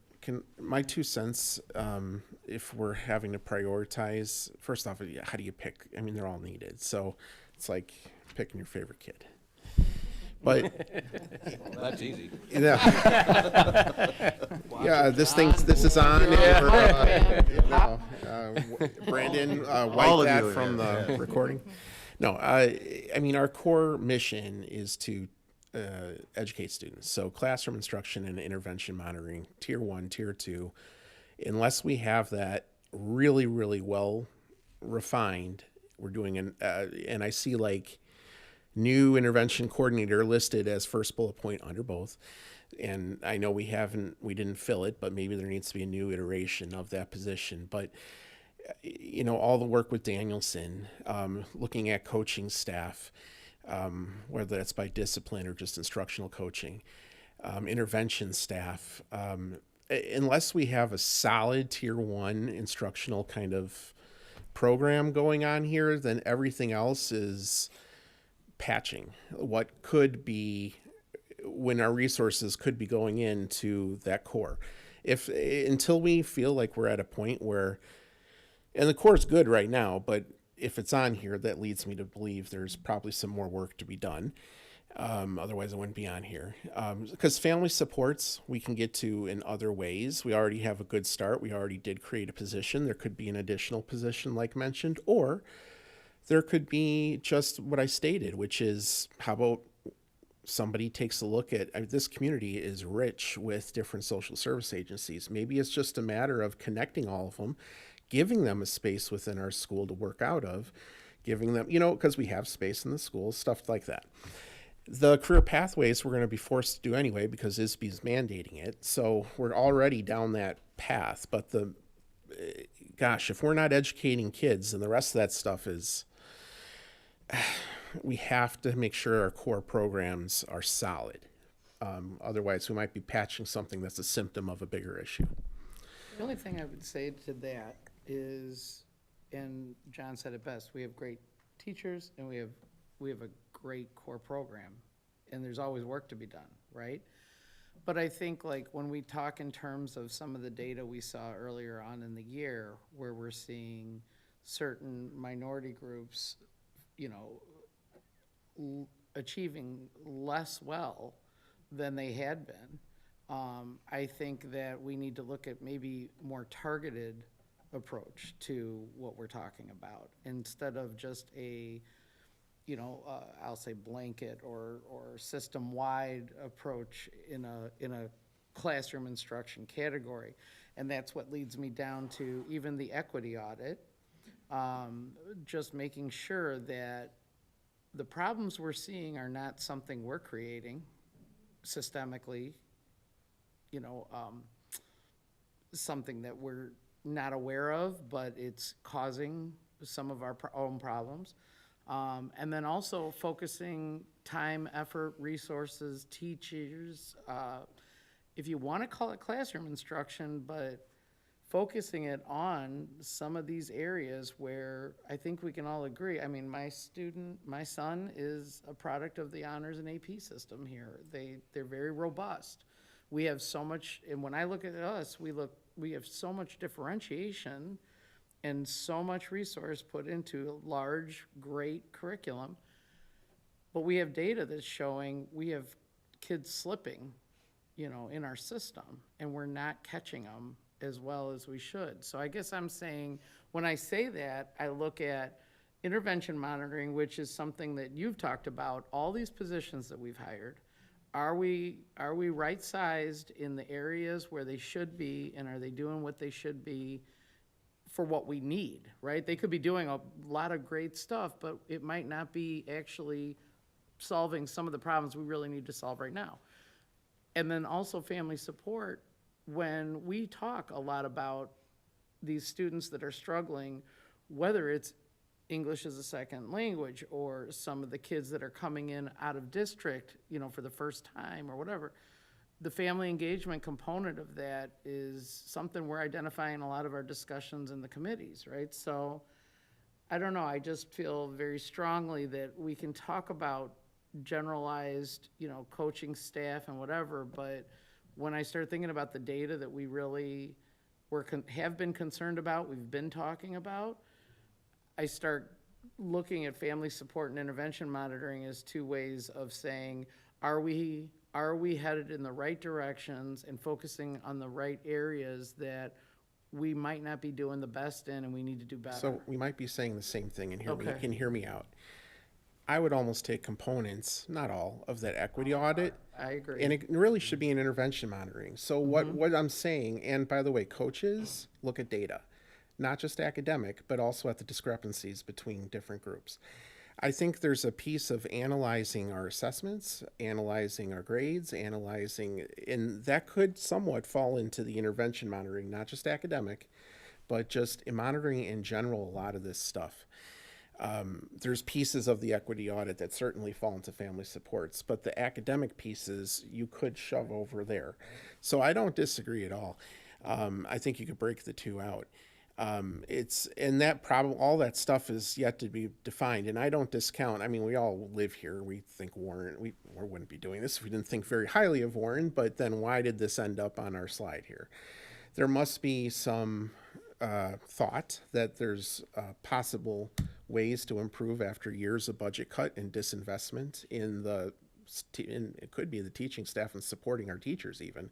Great teachers, we used to have tons of support, and maybe some of those supports are lacking now. I don't know if we can film or not, but anyway, I've talked enough, but that's, Appreciate. I think we're probably it on needs the. to be discussed. I mean. Yeah, but I don't think we're too far off of It's the almost, same concept. we're saying like there's some a la carte items on the slide that are, important enough to focus on the things that we've found important to fix, Well, right? yeah, So, and I also worry about, like, in the family support, like, I always worry about duplicate services by taxing bodies. There's a lot of, I do think there are a lot of agents, even just Warren Youth and Family Services, that are always trying to partner here. Like, there's they have been a lot right now. yeah, but I bet there's ways to connect even more. And having done some community schools work, I know there's ways to create pillars, alignment of resources, and there's work that About social work. yeah, I agree. Resource management, and sometimes that can evolve into a position. Sometimes in certain school districts, it's taking a group of highly invested parents, giving them a $500 stipend, and they're the ones doing the work. It doesn't always have to be a staff member. It could be our own parents who know the community well and where to go to get help. So, I mean, there's just models out there that could be looked at, which, now that I'm saying it out loud, is almost an argument for family support, but Out here. All right, someone else talk. Thinking about the bilingual parent committee that we met tonight, and that any adjustments that need to happen in the classroom probably would be influenced by the relationships that would come from a family support model. And so right now I'm thinking that if we pursue the family support column first, that will influence how we adjust other things, because we'll be hearing more feedback from the households that we're trying to of the kids that we're trying to figure out. How do we help freshmen on track, and how do we help with the discipline issues we're having, that sort of thing. John was saying, as long as we're reaching out to the underperforming students that we've been talking We about have to so focus much. on- And a lot of that was with this DEI audit, we've been talking about making sure that we are, yeah, just trying to make sure that we're touching all bases and not just. Would it be accurate to say we're going left to right? I think it's that simple. I think that what, you know, Beth, Tony, we've all said it, it's all interwoven. It has to be. I mean, there's no one piece that exists without the other. I mean, you have to do some of it, because it's gonna evolve. How do you But guys until we truly identify, and maybe there's a million different reasons why, we know why the gap is there, because they come with the gap. We understand all that. But there still is a reason why those students are underperformed through middle school or through whatever. And that's what we have to get at if we want to help them individually. And there's no, the categories are just here to help initial conversation, to make it easier for this group of people to talk about, yeah. Okay, well, if I don't have to discuss categories, I'll just put out what's in my mind. We've had discussions about freshmen, incoming freshmen, you know, and our concern about them falling through the cracks. We've had discussions about, at the end of the freshman year, we're very concerned about the on track to graduate, right? And so I guess my point is that anything that we see that we can feel confident that would administer to those problems, then I am all in favor for. I feel like, in my mind, we're only as strong as our most struggling students, and we're seeing some of our students struggle more than they have. And so if we can identify that, if we can agree that that is something of a focus, then I don't want to say cherry picking or a la carting, but making sure that anything we're resourcing going forward is part of that initiative or part of that effort, then I would be all for it. Does that make sense? Yes. Because I'm stuck in the categories, but that's why I'm stuck, because whatever it is that we need to do to wrap our arms around these kids that are 3 semesters in and not identified as needing support, we need to fix it, so.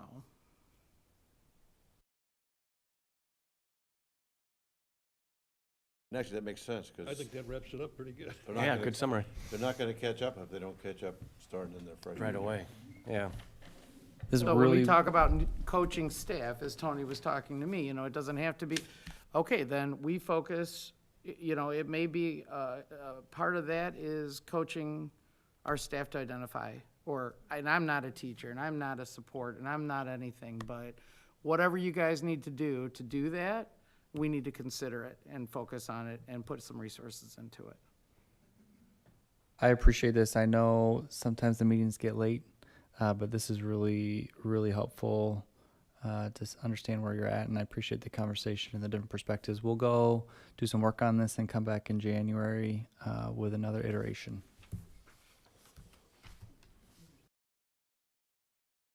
There is on Sunday.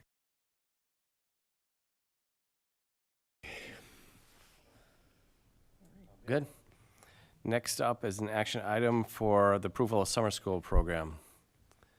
Nate's going to give us a quick overview here. Nate. Hey, Nate.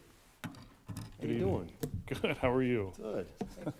Hanging with us. Yeah, thanks for putting up with us for so long. What time is it? 9:30. Oh, my goodness. Time to go night-night. Well, I'll go quick then.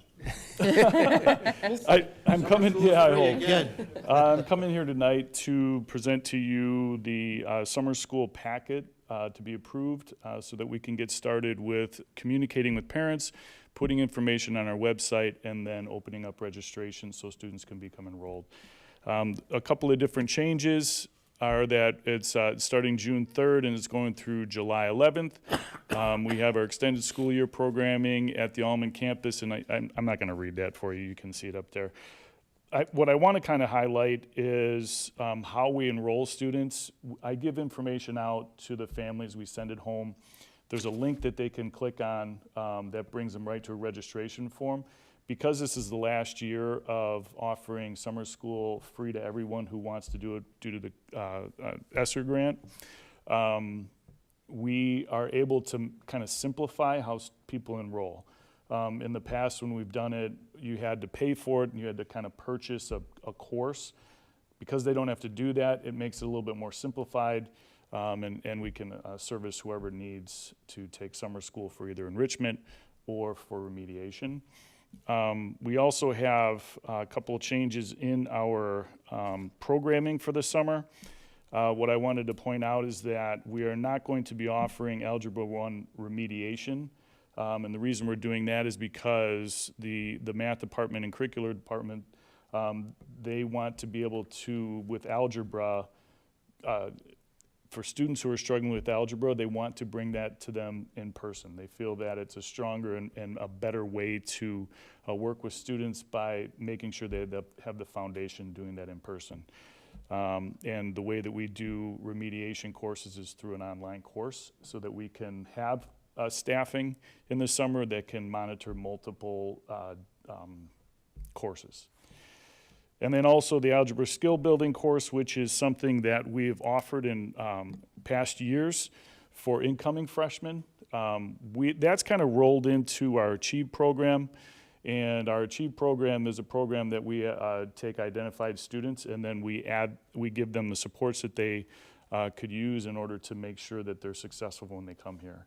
They're identified from our feeder schools, and then we have a staff of several different teachers who are going over executive functioning skills. They go over reading and English skill work, and then math as well. So those are some of the changes to the summer school program. Are there any questions that you might have? So next year, when you start charging again, will you still have the program to help the students that are at risk, free of charge? The Achieve program? Yeah, the Achieve program. Will that portion still be free of cost? I think that's how we would do it, because I don't believe that we would offer something to incoming freshmen for that purpose and charge them for it. And probably something that'll be different next year is when we come to you for summer school, you're also going to have to approve summer school fees. So we can have a conversation around what should we be charging for, what do we not want to charge for. We'll just have to absorb the costs then. I have a question. Your enrichment versus your remediation, can you just give me a rough percentage of students, of your 100% of students enrolled in summer school? What would be enrichment? What would be your remediation? I would say that, because I'm looking at our numbers from last year, our advancement courses, we had 482 students who were part of that, and for remediation, we had 397. So it's about half. So I can't appreciate enough that the Algebra 1 was removed.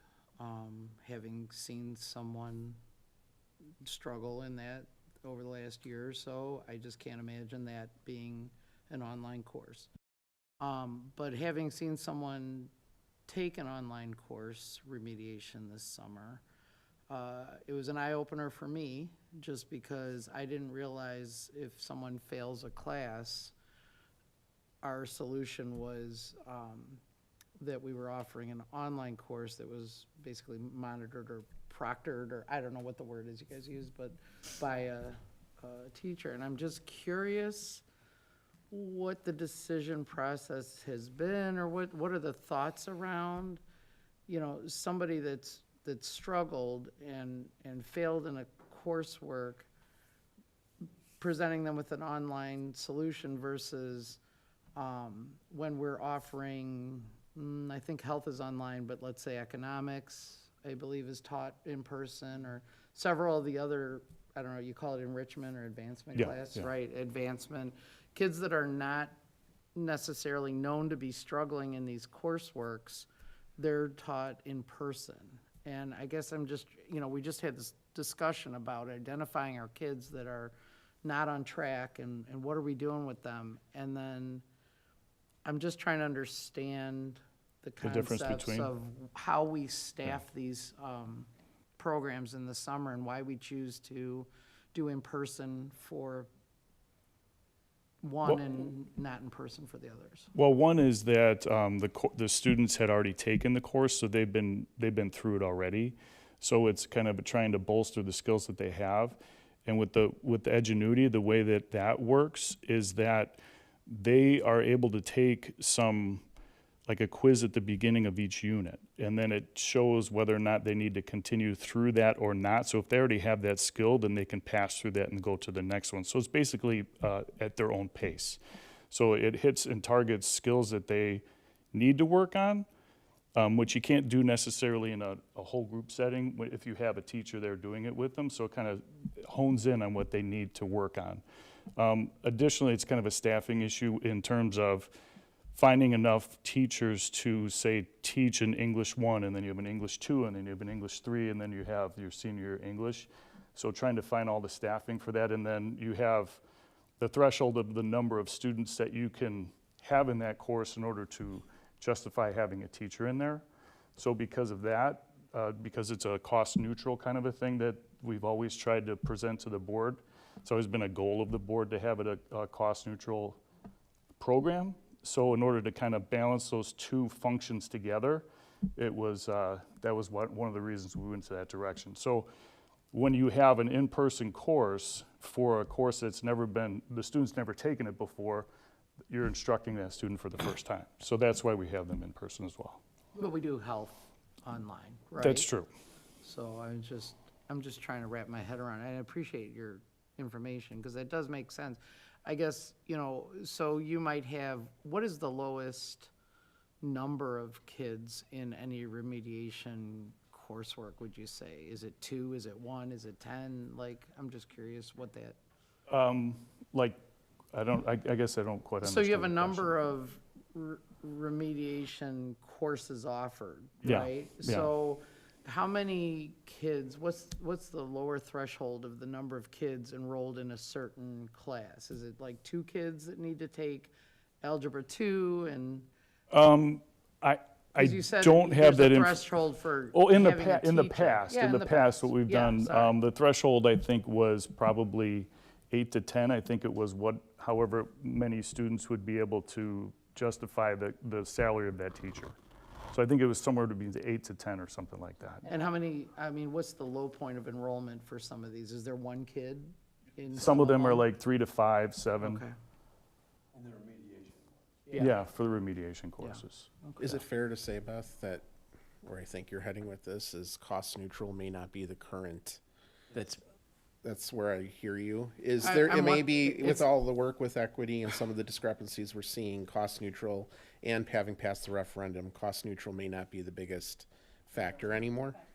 Well, I will say this. I will say we have concerns about kids not being ready to graduate, and we're, not providing the same instruction as we are kids that are not struggling. So I'm trying to wrap my head around what is there something we need to do differently about this? Because I understand that it can differentiate that, a teacher with 10 students might struggle to do, but I'm wondering, it's a pass-fail, right? It's not even a It is. graded. Yes. Yeah. So It what is are a we pass-fail. doing? Like, I'm trying to figure out, like, what, are we, I can see why Algebra 1 is removed. Because if they're only doing a pass-fail, it doesn't take much to probably pass through, and then you're in Algebra 2 and you can't keep your head above water, probably. So that makes a lot of sense. And I'm not trying to be critical. I'm trying to figure out, do we need to do something differently here? Because, and I would love your thoughts about it, because. And there's another factor there troublesome to also, me. because the students who are taking summer school are students who some of them have failed 1 course, maybe 2, but there's a good chunk, I would say, who have failed multiple courses. So this is just one avenue that they have in order to remediate that the credit to earn towards graduation. So it's part of it is the credit system too, which is what we're bound to as far as graduation requirements. So because of that, a student is able to take multiple classes over the summer as well. And like I said, they can take it at their own speed, and if they're working outside of the school day, they can increase the number of credits that they are able to earn over the summer.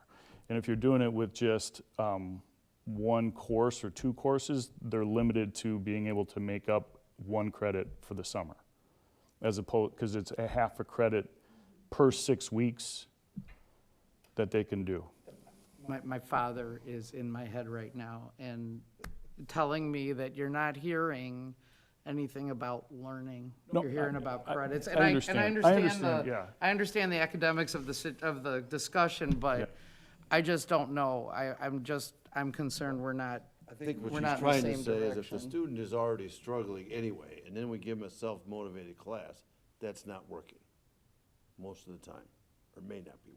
What is Or the may not be pass working rate, I guess, is the question then. What is the pass rate for some of the, and if you don't have this information, I'm happy to talk to you one day, but I'm just curious. We had, for math last year, we had 172 completed courses. English, we had 166 completed courses. Social studies, 77. Science, there were 70 that were completed, and for life, fitness, and health, there were 43. Out of, Well, 528 actually were completed. Out of, for remediation, there were 397 students.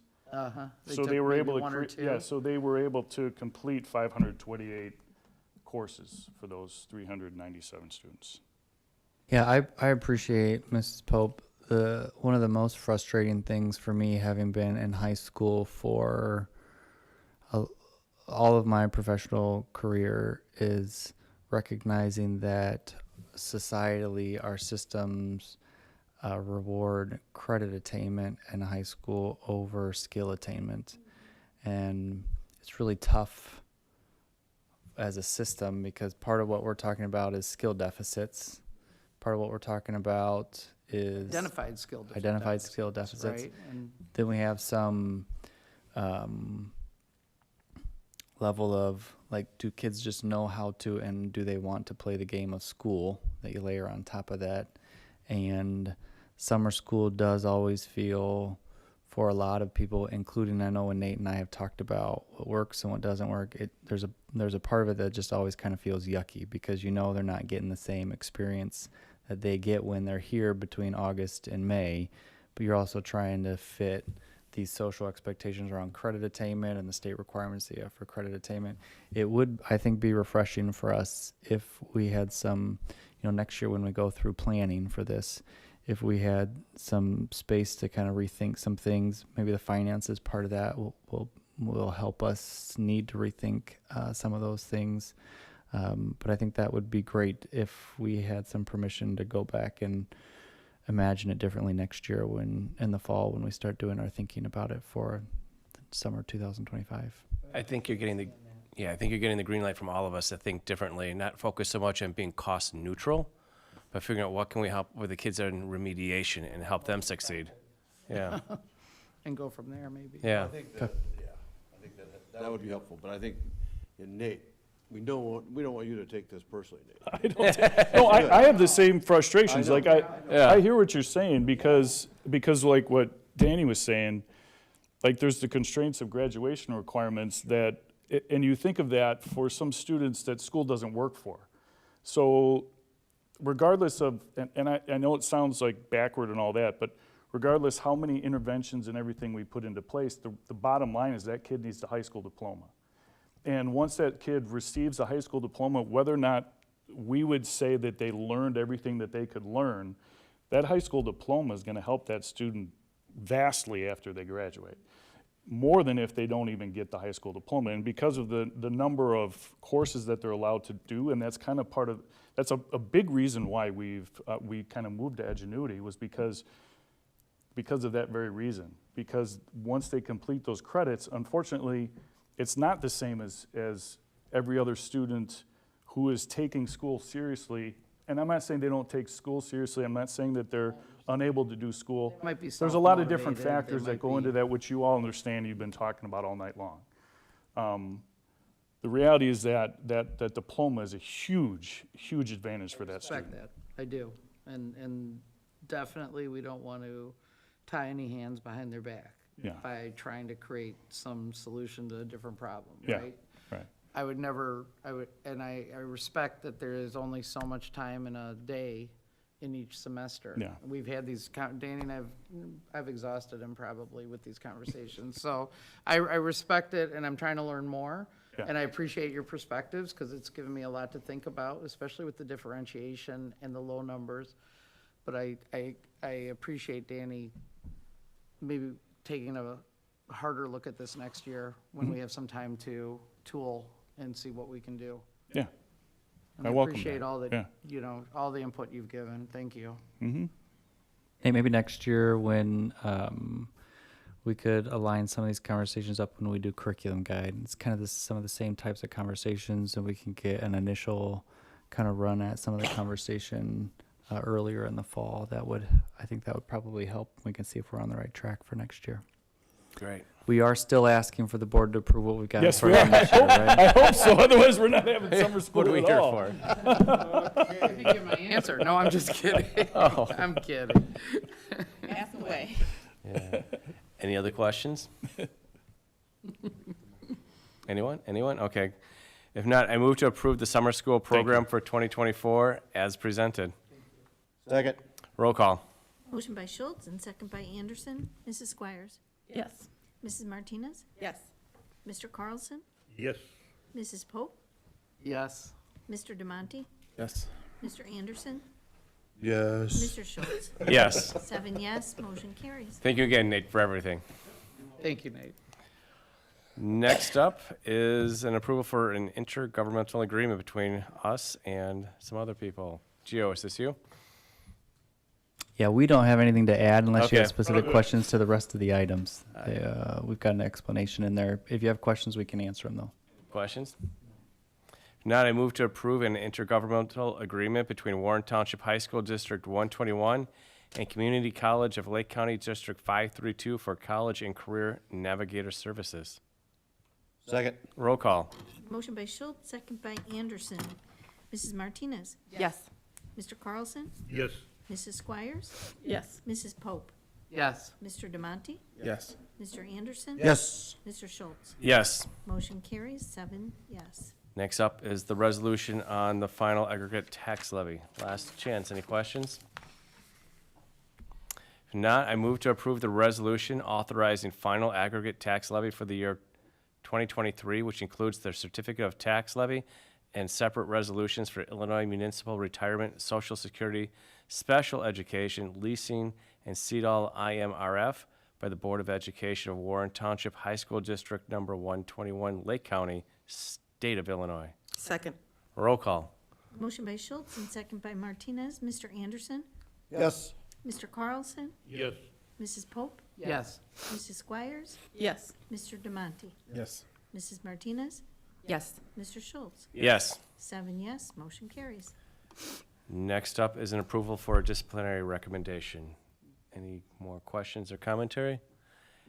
If not, I move to approve the disciplinary recommendation for student 2023-09. Second.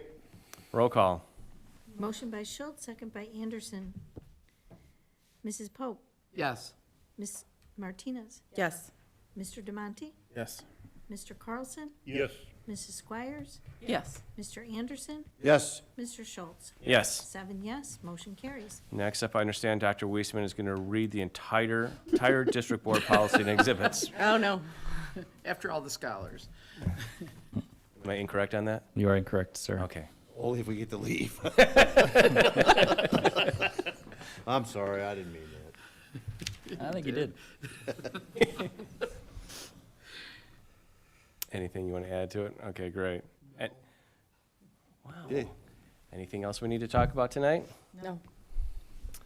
If not, I move to adjourn the meeting. Second. Roll call. Motion by Schultz, second by Carlson. Mr. Anderson. Well, yes. Yes, Mrs. yes. Squires. Yes. Mrs. Martinez? Yes. Mrs. Pope? Yes. Mr. Demonte? Yes. Mr. Carlson? Yes. Mr. Schultz? Yes. 7 yes, motion carries. Thanks, everyone. Have a great night. Board members, great discussions tonight. Happy This was holidays, a great meeting. Merry Christmas, Ramadan, Hanukkah. Have I forgot anybody?